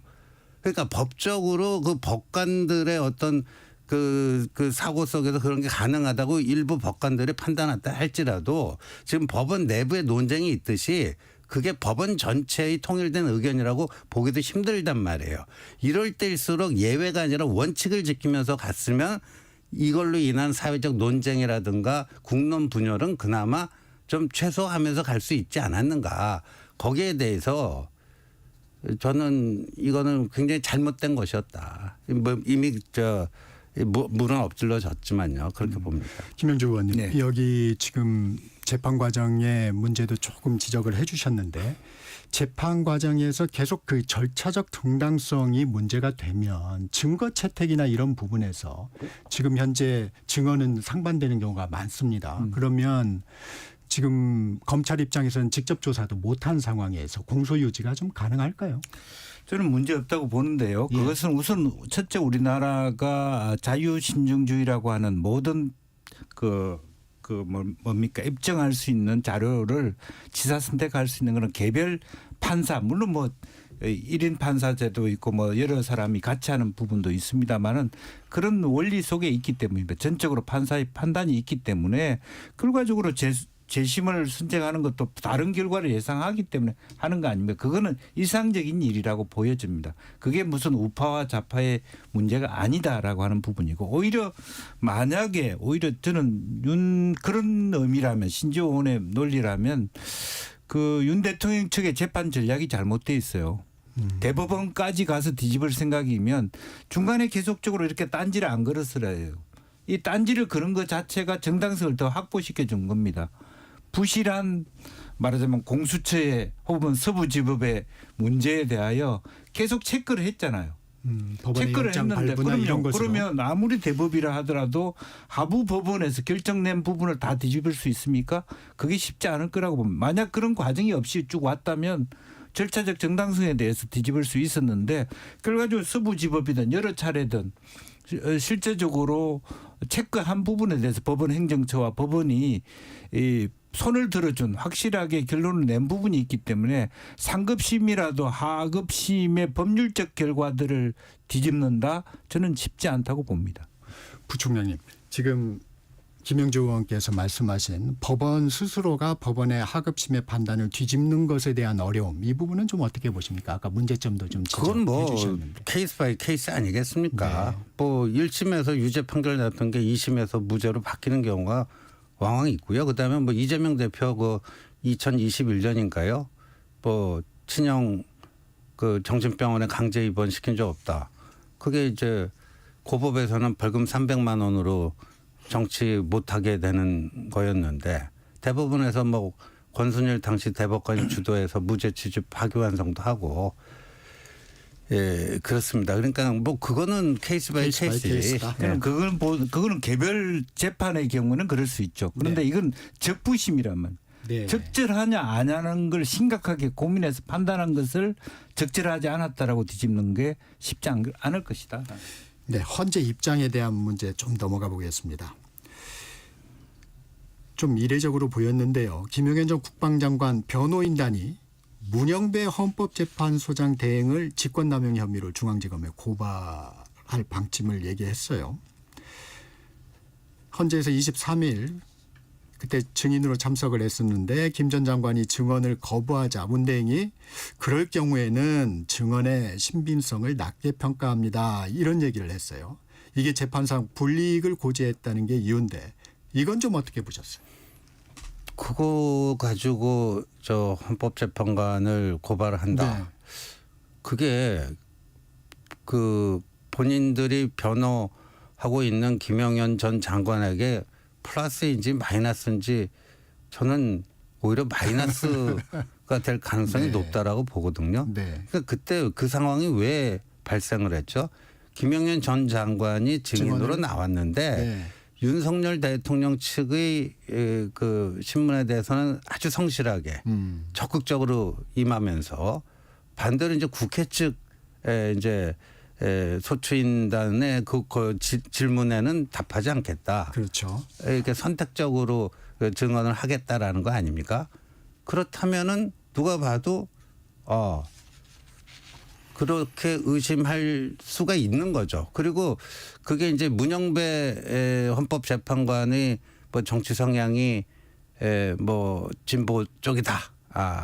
뭐 과거에 뭐 트위터에 어떠한 내용을 썼더라. 그런 거는 그거대로 또 문제 지적을 할 건 해야 되겠지만 문영배 그 재판관이 그때 그 얘기했던 거 있잖아요. 그런 식으로 선택적으로 증언하시면은 그 앞에 윤석열 대통령 변호인 측 때 그 답한 거에 그 신뢰도도 좀 떨어질 수 있다. 그 얘기를 한 거예요. 그러니까 일방적으로 겁박하고 협박한 거라고 볼 수는 없겠죠. 김영재 의원님 동감하십니까? 뭐 동감합니다. 네. 실질적으로 보면은 그런 의미에서 정말 재판 전략을 지혜롭게 세우고 있지 않다. 여전히 본인들의 사실은 본인들만의 어떤 정당성에 대한 그 유지에 머물러 있다. 그렇게 봐야 될 것 같습니다. 대통령 측 비상계엄 선포 이유 중에 하나가 줄탄핵입니다. 그런데 헌재에서 이번에 이진숙 방통위원장 탄핵 그 심판을 하면서 탄핵 소추권 남용에 해당하지 않는다. 물론 이제 이진숙 방통위원장 사례도 탄핵 소추권 남용에 해당하지 않는다. 그러면 이 줄탄핵이 계엄을 선포하게 된 원인으로 좀 얘기하는 부분들의 헌재의 기본적인 입장이 나온 거 아닌가요? 어떻게 보십니까? 그렇게 볼 수가 있죠. 네. 예, 그러니까 비상계엄령 발동의 그 실체적 요건이 지금이 이제 뭐 전시 사변 또는 그에 준하는 국가적 비상사태. 그러니까 대통령의 인식은 그 민주당 이재명 그 민주당이 그 폭주 그 핵심 그게 이제 줄탄핵이고 그게 국가 비상사태에 준한다라고 이제 판단을 한 거예요. 상황인식. 네. 예. 근데 그 줄탄핵이 또 대표적인 케이스가 뭐 취임한 지 하루 이틀 뿐이 일 안 했는데 그렇죠. 바로 탄핵 소추해버린 이진숙 케이스 아니겠습니까? 네. 그게 이제 탄핵 소추권 남용이 아니다 그러면 이른바 계엄의 정당성이랄까? 그런 게 없어지는 게 맞죠. 근데 저는 이런 판단을요. 이렇게 판단을 할 수 있는데 그럼 왜 이런 판단을 했는지에 대한 구체적인 어떤 설시가 있어야 돼요. 예? 그러니까 우리가 공직자들이 제일 많이 그 처벌받는 그 죄목이 요새 뭡니까? 직권남용 아닙니까? 그 국회의원도 공직자 아닙니까? 국회의원의 의원으로서의 권한, 직권 그걸 남용하게 되면 그것도 직권남용인데 국회의원들이 이를테면 직권남용으로 처벌된 적이 있습니까? 없습니다. 국회의원의 직권 중에는요. 탄핵 소추권이 있어요. 그렇잖아요. 이 직권남용죄가 적용되지 않는 유일한 공직이 지금 제가 봤을 때는 국회의원이에요. 예. 근데 민주주의라는 거는 아시다시피 견제와 균형, 체크 앤 밸런스가 있어야 되는데 그 국회의 그 직권남용에 대해서 어느 정도 다른 그 견제해야 되는 기관이 이런 식으로 면죄부를 주게 되면 이건 이제 뭐 고삐 풀린 망아지처럼 더 막 나갈 수도 있는 거 아니냐. 그래서 저는 지금 이제 7공하고 개헌 얘기가 나오지 않습니까? 거기서 핵심적으로 다뤄야 될 의제 중에 하나가 바로 이 국회의 탄핵 소추를 비롯한 그 직권남용, 국회의원들의 직권남용을 이렇게 좀 제어할 수 있고 견제할 수 있는 장치가 무엇인가. 그것도 고민해야 된다고 봐요. 네. 그러기에는 헌재의 설명이 좀 부족했다. 네. 네. 김영준 저는 의원님. 그 이제 좀 우리가 정리해야 될 게 법 위반과 규범에 어긋나는 것을 좀 구분할 필요가 있다. 그러니까 사실은 탄핵을 시키는 것은 합법적 권한 안에 들어 있는 겁니다. 그걸 많이 했다. 그거는 사실은 미국 민주주의나 다른 나라에 비하면 그런 권한이 충분히 있지만 자제한다라고 하는 규범적인 얘기지.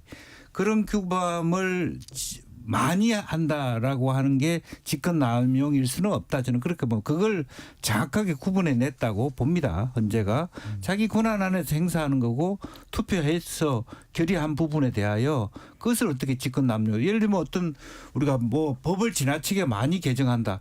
직권남용입니까?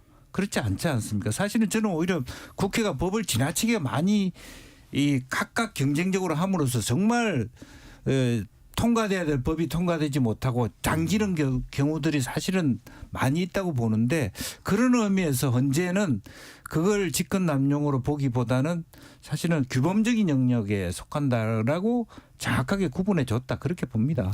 저는요 이거 저거는 좀 민주당 그 자기중심적 이기주의에서 나오는 얘기인데 지금 학교 현장에 가면요 지금 교육계의 최대 그 뜨거운 감자는 학생 인권 조례 있잖아요. 네네. 각 그 지자체에서 있는 거 네. 이걸 유지할 것인지 아니면 없앨 것인지 하는 건데요.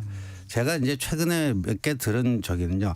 예를 들면 담임 선생이 체벌권은 없지만 뭐 예를 들어서 뭐 때리거나 회초리 들고 이럴 수는 없어요.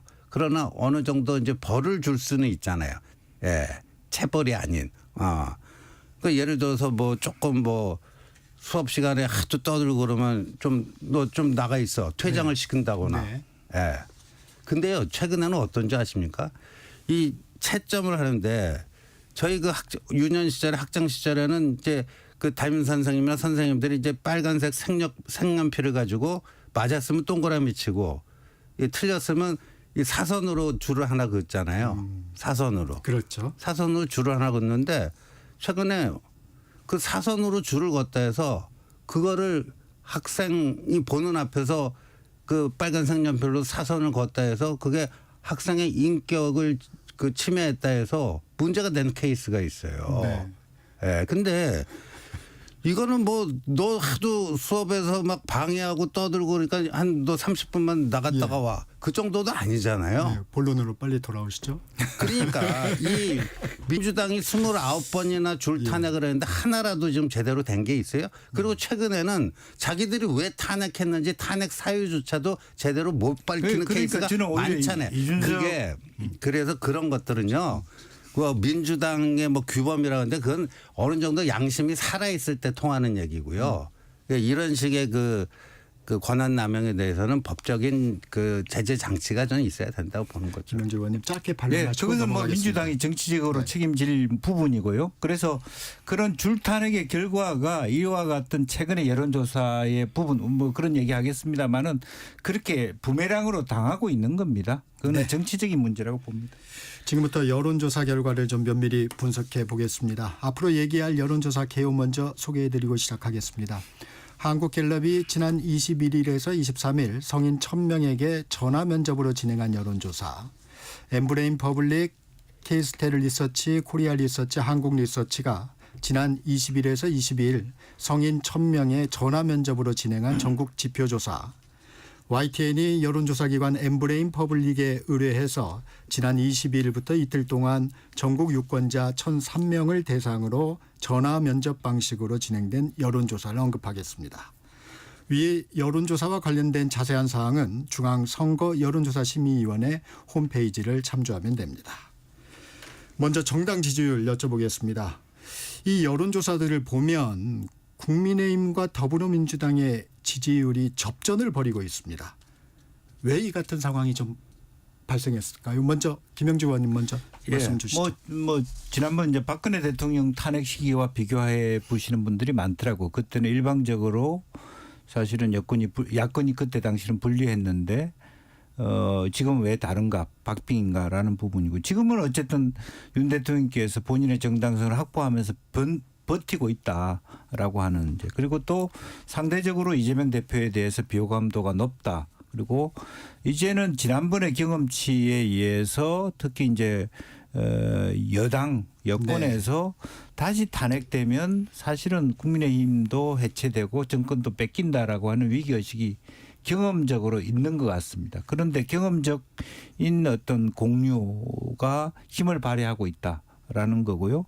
또 중도층에 있어서도 그러면 바로 정권이 민주당한테 가는 것인데 또 이재명이 대통령이 되는 것인데 그게 적절한지 고민에 빠져 있다라고 하는 부분이 이 현재의 상태를 말하고 있다 그렇게 보여집니다. 네, 신지호 부총장님 시간이 좀 짧은데. 네.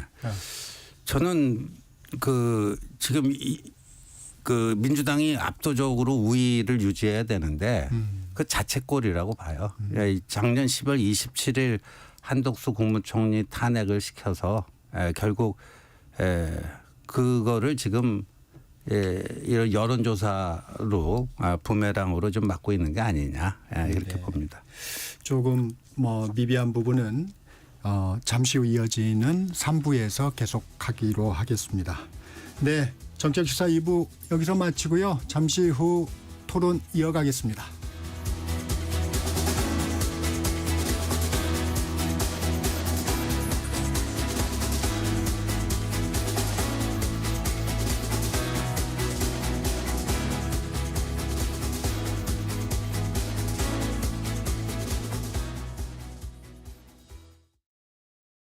잠시 후 8시 반부터 일부 지역국에서는 해당 지역 방송을 보내드립니다. 워렌 버핏은 가치 투자, 필립 피셔는 성장주 투자, 피터 린치는 장기 투자. 방법은 달라도 목표는 하나. 성기영의 경제쇼가 성공의 길로 안내합니다.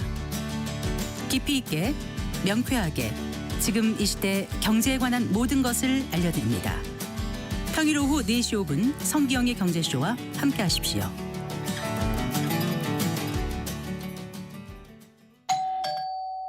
편지 왔습니다. 퇴근길 지친 당신에게 힘이 되는 뉴스를 전해드립니다. 매일 저녁 5시 5분 당신과 함께 읽는 세상 이야기 KBS 1라디오 뉴스레터 K. 지금 시각은 8시 30분입니다. KBS KBS 1라디오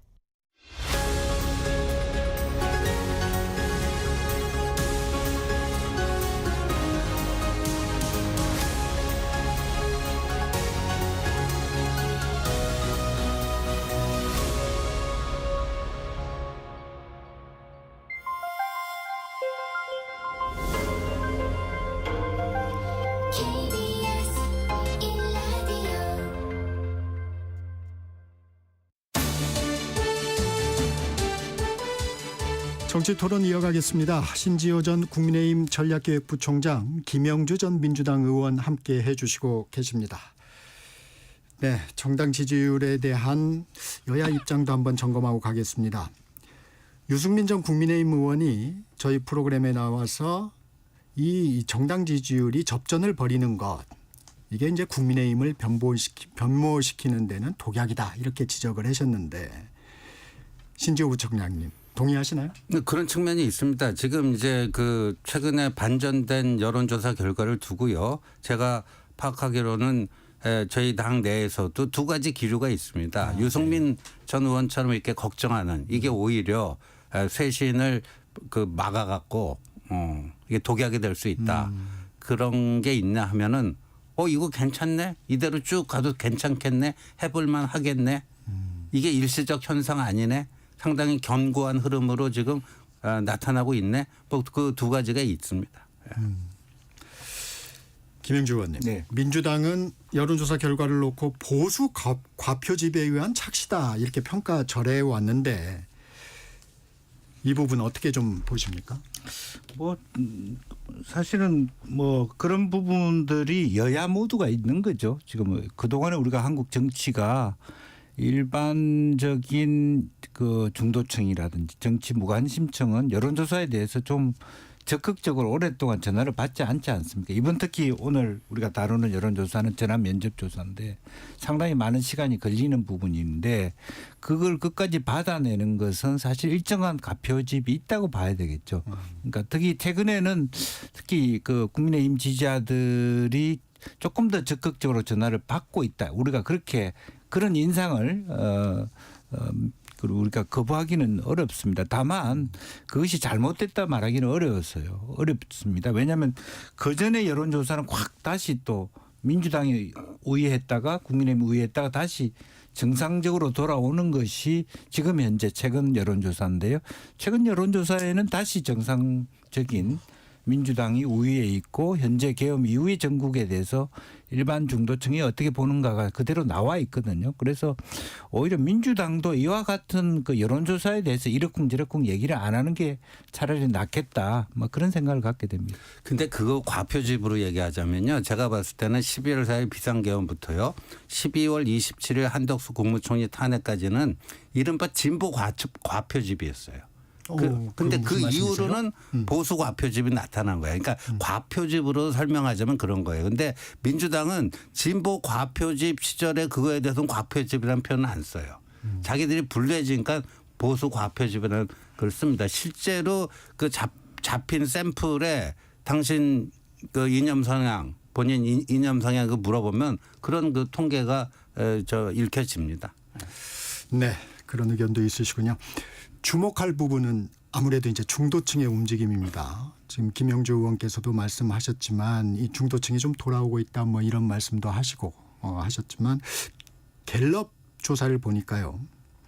중도라고 답한 사람들 중에 차기 대선에서 야당 후보를 지지하겠다는 답변이 여당 후보보다 2배나 더 많았습니다. 이 중도층은 지금 어떻게 보면 지금의 정당 지지율하고는 좀 달라요. 이 부분은 좀 어떻게 보십니까? 그게 이제 국민의힘이 잘 봐야 될 겁니다. 그러니까 지금 전통적인 콘크리트 지지층들이 흩어지지 않고 더 위기의식을 느끼고 또 이재명 대표만큼은 안 된다 하는 그런 것 속에서도 똘똘 뭉치고 강해지고 있습니다. 응집력이. 근데 그것만 가지고 과연 승리할 수 있겠는가. 역대 모든 대선을 보면요. 중도 무당층으로 확장을 못한 후보는 졌습니다. 결국. 그런데 윤석열 대통령이 이재명 후보에게 그 0.73%로 신승을 거둔 2022년 3구 대선 있잖아요. 그 당시에 방송 3사 출구조사가 정말 정확했습니다. 0.6% 차이로 윤석열 후보가 승리할 거다 했는데 실제 결과는 0.73%였어요. 그래서 그 당시 이제 방송 3사 출구조사에 대해서 뭐 과학이자 예술이다 이런 극장까지 이제 따라붙었는데 그때 그 조사된 거를 보면요. 예. 자신이 보수라고 생각하는 사람이 대략 31%였어요. 네. 진보라고 응답한 사람들이 한 대략 22%. 중도 플러스 그 당시 얘기하시는 네, 거죠? 그 당시 그 출구조사 샘플로요. 예, 중도 플러스 내가 무슨 이념인지 모르겠다. 이거 합쳐갖고 47%입니다. 그러니까 보수하고 진보라고 딱딱 답한 사람들이 이제 53% 정도고요. 나머지 47%는 중도 내지 내 이념상이 뭔지 모르겠다예요. 근데 최근에 여론조사 이렇게 보면요. 이 중도 플러스 난 모르겠다. 이 47% 샘플링이 안 되고 있어요. 예. 근데 결국 승부처는 여기에 있다라고 봅니다. 예. 샘플링이 안 됐다고는 말씀하셨지만 일단 그 본인이 중도라고 얘기한 사람들의 결과는 좀 나와 있어요. 민주당 입장에서는 좀 안도하는 분위기입니까? 이런 부분에 대해서. 사실은 안도할 수가 없죠. 뭐 앞에 우리가 이제 정당 지지율 나왔습니다만은 실제적으로 국민들이 현재 대통령이 뭐 계엄을 하고 넋두리 하는 방식, 서부지법의 난동의 문제, 또 실제로 그 여당 의원들이 정강훈 목사 집회에서 뭐 그 엎조리는 모습 이런 걸 보면서 많이 실망하고 또 계엄 자체는 충격으로 끝났을 수 있지만 그 뒤에 보여지는 여당의 행태 또 대통령의 태도 매우 실망스러울 수밖에 없다. 다시 한번 입장이 정리되고 있다. 그럼에도 불구하고 민주당의 문제가 넉넉치 않은 것은 실질적으로 보면 44% 60% 가까이 되는 50% 이상의 어떤 정권 교체 희구를 이재명 대표가 받아 앉지를 못하고 있는 겁니다. 40%대 정도밖에 박스권에 갇혀 있기 때문에 그런 의미에서 이것이 뭐 일방적으로 국민 중도층의 입장들은 정리돼 있다. 그러나 그 다음 단계로 넘어가면 고민의 단계. 그래 정권은 교체해야 되는데 이재명 대표한테 정권을 주는 것이 맞나? 이런 정도의 고민 수준으로 넘어가 버리기 때문에 여기서 이제 민주당의 고민이 시작되고 있다 그렇게 봐야 될 것 같아요. 네. 신주호 부총장님이 말씀하시는 것과 이제 같은 맥락의 좀 결과인 것 같은데요. 이것도 국민의힘이 좀 유념해야 될 결과인 것 같은데 윤 대통령이 헌법재판소 탄핵 심판에 잘 대응하고 있다는 응답은 20%에 그치고요. 잘못하고 있다는 응답이 74%였습니다. 중도층에서 그렇다는 거죠? 네. 예. 윤 대통령 구속이 잘한 결정이라는 응답도 69%, 잘못된 결정이라는 응답보다 2배 이상 높았습니다. 국민의힘이 이 여론조사를 좀 잘 분석해야 되는 거 아닌가요? 아니, 저는 그래서 그게 승패의 관건이 되지 않을까 이렇게 생각을 하는 건데 지금 무슨 보수 과표집이다 진보 과표집이다 그런 얘기를 나눴잖아요. 네. 근데 이 중도 무당층은 과소 표집이 되고 있다라는 얘기를 제가 하는 거예요. 아까 그 샘플링이 좀 잘못됐다라는 거는 정확히 얘기하면 중도 무당층이 과소 표집되고 있다. 하는 게 그 2022년 실제 대선 그때 조사한 거랑 비교해 봤을 때 그렇다는 네. 얘기고요. 그런데 지금 정당 지지율 거의 비슷비슷하게 나오잖아요. 그러니까 그것만 보면 안 된다는 거죠. 지금 앵커께서 말씀해 주신 이런 부분을 정확히 봐야 되는데 그러면 그 국민의힘의 재집권 전략은 어떻게 돼야 되는가. 이제 콘크리트 지지층을 단단하게 하는 거 그게 필요 조건이라면 충분 조건은 뭐냐. 적어도 이 중도 무당층에서 한 반은 뭐 해봐야지 이길 수 있지 않느냐. 예. 근데 지금 국민의힘에 보면은 어떻게 갈지 이리로 갈지 저리로 갈지 아직 그 노선을 못 정하고 있는 상태가 아닌가 보여집니다. 정당 지지율에 대한 반성이 민주당에서도 조금은 나오는 것 같아요. 네, 그래서 그렇습니다. 이제 이재명 대표도 조금 기조를 좀 변화하려고 하는 것 같고 이 민주당은 지금 이런 중도층 확보를 위해서 어떤 전략이 필요하다고 보세요? 글쎄요, 지금 이제 이재명 대표 본인은 이제 그런 것을 제일 먼저 느끼고 있고 또 대선 주자로 나오고 있기 때문에 예컨대 이제 뭐 기본 사회론 부분에 대해서도 조금 이미지를 바꾸려고 하고 또 혹은 한미 동맹에 대한 이야기도 하고 너무 지나치게 셋이 이렇게 얘기하니까 뭐 네. 중국 러시아하고만 가깝다라는 이미지가 굳혀질까 봐서 우리나라 기본적으로 한미 동맹의 바탕으로 한 한반도 평화 이런 외교 안보 전략의 수정 또 그런 부분들 또 너무 지나치게 사민주의적인 측면에서의 어떤 사회복지 정책을 조금 더 가볍게 가져가자라고 하는 부분 그다음에 그런 어떤 가상자산이라 다른 부분에 대해서도 당내에서 투쟁을 하면서도 조금 유연하게 중도 확장을 하려는 전략. 근데 문제는 본인이 만들어 놓은 이재명 일극 체제 자체가 그 말하자면 이념적으로 굳어져 있어서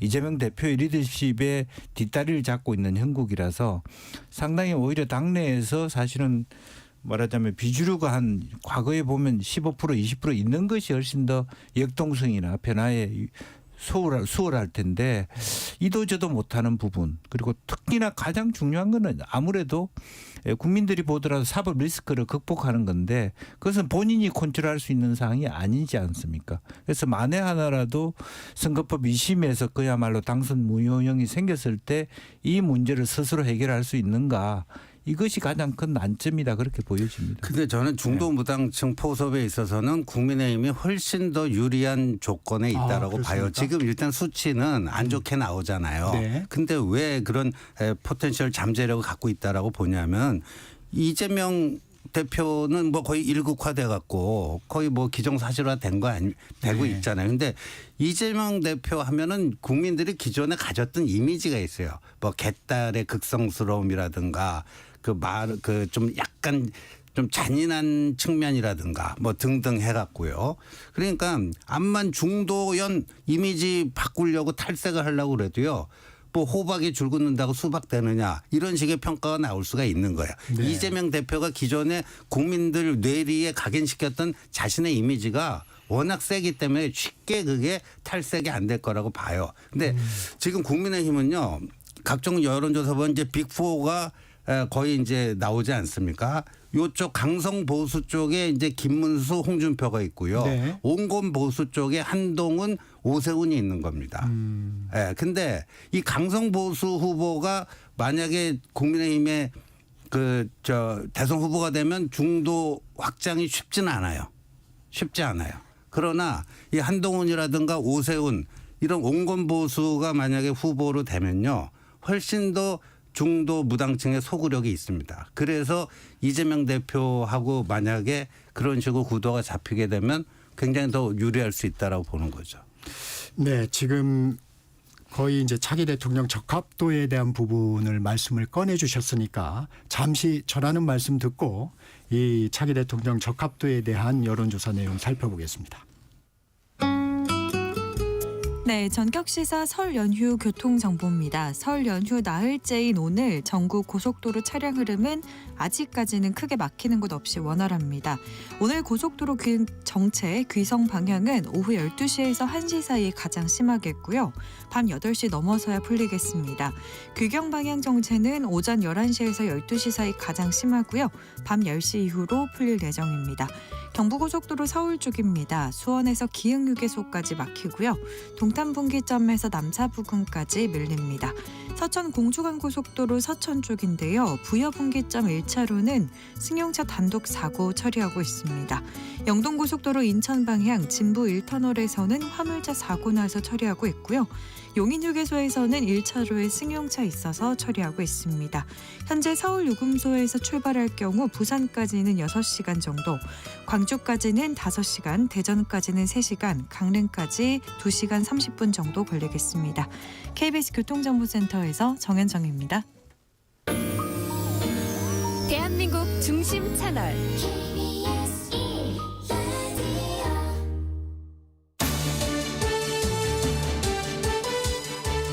정치토론 이어갑니다. 신지호 전 국민의힘 전략기획부총장, 김영주 전 민주당 의원 함께 해주시고 계십니다. 네, 차기 대통령 적합도 관련 여론조사 살펴봅니다. YTN이 엠브리엠 퍼블릭에 의뢰한 조사에서 민주당 이재명 대표와 오세훈 서울시장이 양자 대결에서 각각 41%, 이재명 대표와 홍준표 대구시장 양자 대결도 각각 41%로 동률로 나타났습니다. 이 대표와 여권 후보가 동률을 기록한 건 처음인데 이 부분은 좀 어떻게 보셨습니까? 신조 부총장. 이 부분이 이제 상당히 국민의힘으로서는 이제 고무적인 수치인데 아까 이제 여기서도 마찬가지지만 중도층에서는 좀 밀리고 있는 결과가 나오지 않습니까? 그래서 이거가 고무적이지만 보완해야 될 점이 무엇인지를 정확히 뽑아내야 됩니다. 그리고 그거를 집중적으로 보강하는 전략을 세워 나간다면은 이거는 뭐 저는 충분히 해볼 만한 게임이다. 그래서 지금 분위기가 어떻게 바뀌고 있냐면요. 네.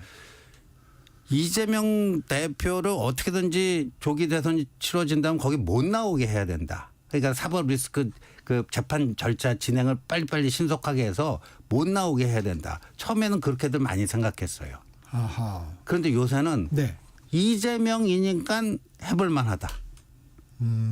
오히려 이재명이니까 해볼 만하다. 거기다가 이제 조기 대선 전에 최소한 그 공직선거법 항소심 결과는 나올 거 아닙니까? 네, 2심은 나올 것 같아요. 네, 2심. 그리고 1심하고 똑같은 그 결과가 나올 거라고들 많이들 예상을 해요. 그러니까 그런 식의 하자와 흥결을 안고 대선 도전하는 이재명이라면 더 해볼 만하다. 그런 분위기가 좀 형성되고 있군요. 김영주 의원님, 네. 이 결과에 대해서 좀 어떻게 평가하십니까? 글쎄요. 그럼 이제 저희들이 보더라도 아마 이제 지금 현재 우리가 이제 정치적 경험들을 쭉 뭐 많이 갖고 있는데 60대, 70대까지 보면 그러니까 그런 것까지 생각이 들어요. 우스운 얘기지만 지금 윤석열 대통령하고 이재명 대표하고 다시 대선을 치러도 이재명 대표가 이길 수 있을까? 그런 정도. 그러니까 초박빙이나 51대 49 구도가 언제든지 만들어질 수 있다.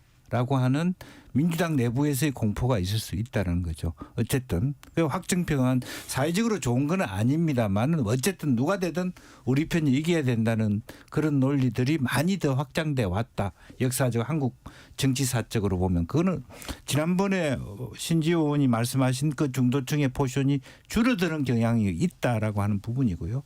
또 그만큼의 이재명 대표의 비호감도가 물론 다자구도에서는 압도적 1위를 하고 있습니다만은 그래도 30%를 넘지 못하고 있고 또 사실은 대결적 구조에서도 45% 박스권에 갇혀 있거든요. 지지율이 박스권에 갇혀 있는 결국에는 아무리 그 다른 후보들이 낮다 하더라도 여당 후보가 맥시멈 예컨대 이재명 대표가 47%에 갇혀 있으면 저쪽에 이기는 겁니다.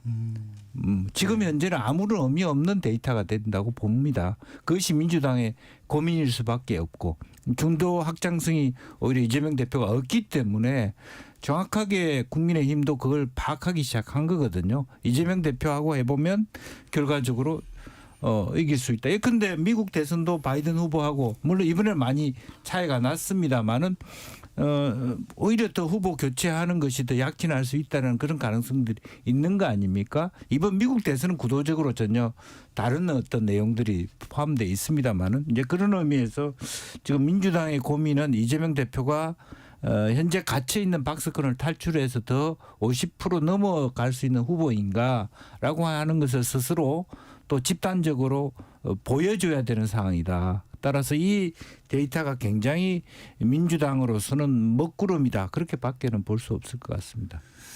이재명 대표의 확장성에 대해서는 제한될 수밖에 없다. 뭐 이렇게 보십니까? 신지호. 저희들은 그렇게 보고 있습니다. 지금 그러니까 이제 아까도 얘기 나왔지만 이미지 변신을 시도하잖아요. 근데 워낙 기존 이미지가 세게 국민들 뇌리에 각인돼 있기 때문에 그게 수월하지는 않을 거다라는 거고 그리고 정치는 상대성 게임 아닙니까? 상대평가고 상대가 누군가에 따라서 결과가 뭐 이리 갈 수도 있고 저리 갈 수도 있는 건데 아까 말씀드린 것처럼 저희 당의 후보 이재명의 대항마가 누구로 되는가 그게 결정적인 전 승패를 가를 수 있는 그 갈림길이 되지 않을까 봅니다. 저희가 좀 의외였던 거일 수도 있고 김문수 고용노동부 장관 있잖아요. 그 지지율이 여권 내에서 지금 가장 앞서는 결과들이 나오고 있어요. 이 부분은 좀 어떻게 평가하십니까? 그거는 뭐 이제 일부에서는 뭐 가만히 전략이 통했다. 그러니까 뭐 국회 본회의장에서 다 일어나서 국무총리를 비롯해서 국무위원들 일어나서 기립해서 고개 숙이고 사과를 했는데 가만히 앉아 있었기 때문에 이렇게 된 거다. 뭐 이런 건데 저는 그거는 그냥 아주 표피적인 분석이라고 보고요. 네. 김문수 장관의 지지율은 윤 대통령 지지율이 그대로 반사돼 갖고 투영된 거예요. 그러니까 이게 윤 대통령 지지율이라고 봐야지 김문수 장관의 지지율이라고 봐서는 저는 아니라고 보고 그런 점에서 김문수 장관은 이 조기 대선 국면에서 독립 변수라기보다는 윤 대통령의 종속 변수다. 따라서 향후 헌법재판이라든가 이제 기소 이후에 형사재판 과정에서 윤 대통령이 어떠한 이제 또 언행을 하시고 거기에 대한 국민적 평가가 어떻게 되는가에 따라서 김문수 장관의 그것도 더 오를 수도 있고 내려갈 수도 있고 뭐 그런 거라고 봅니다. 김문수 장관의 부상, 김영주 의원은 어떻게 평가하십니까?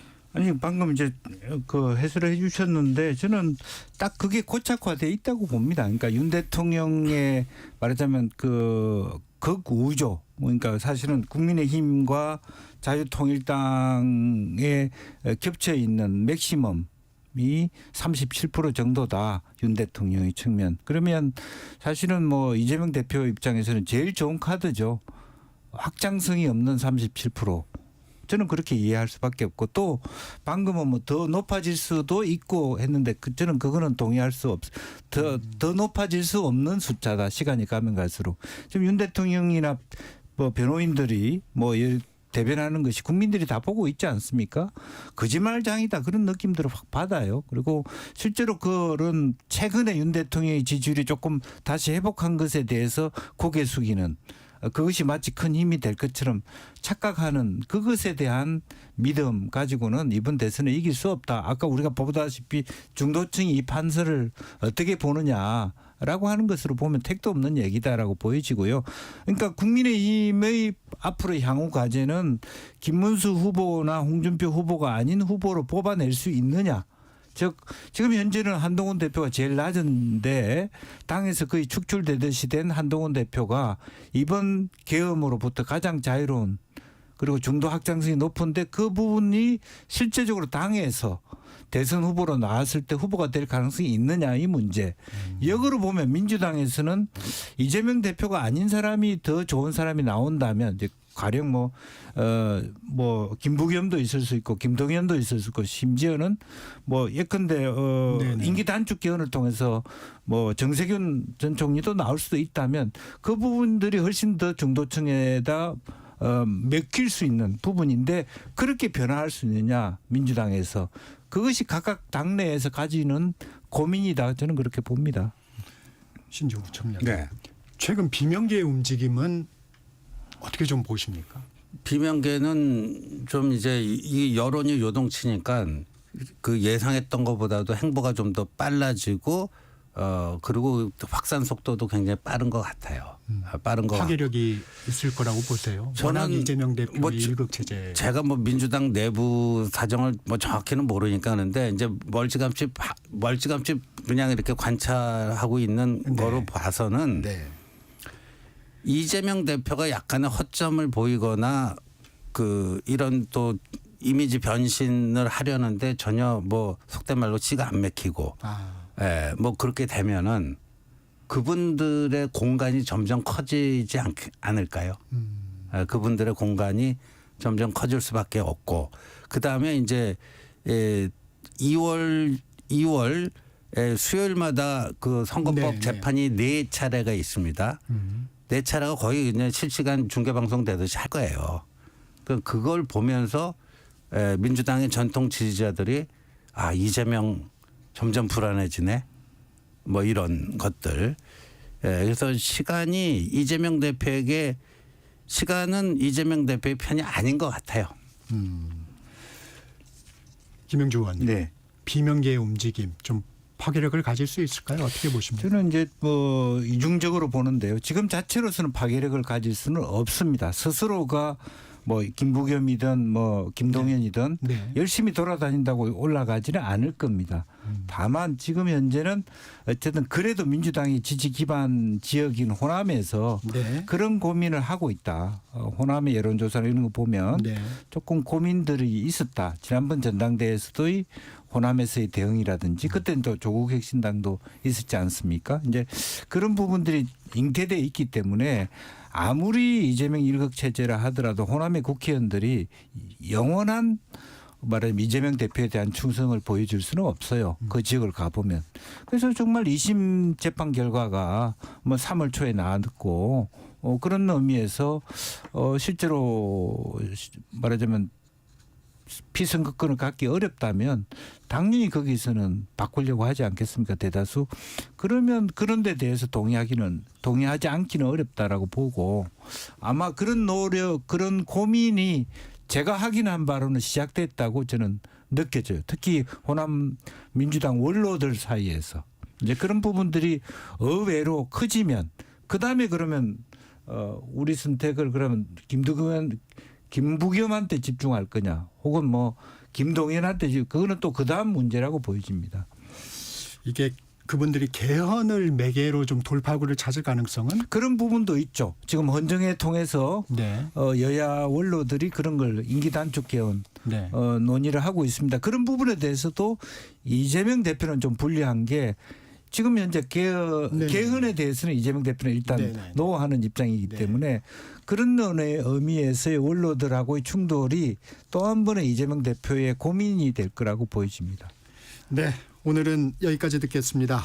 신지호 전 국민의힘 전략기획부총장, 김영주 전 민주당 의원과 함께했습니다. 고맙습니다. 감사합니다. 고맙습니다.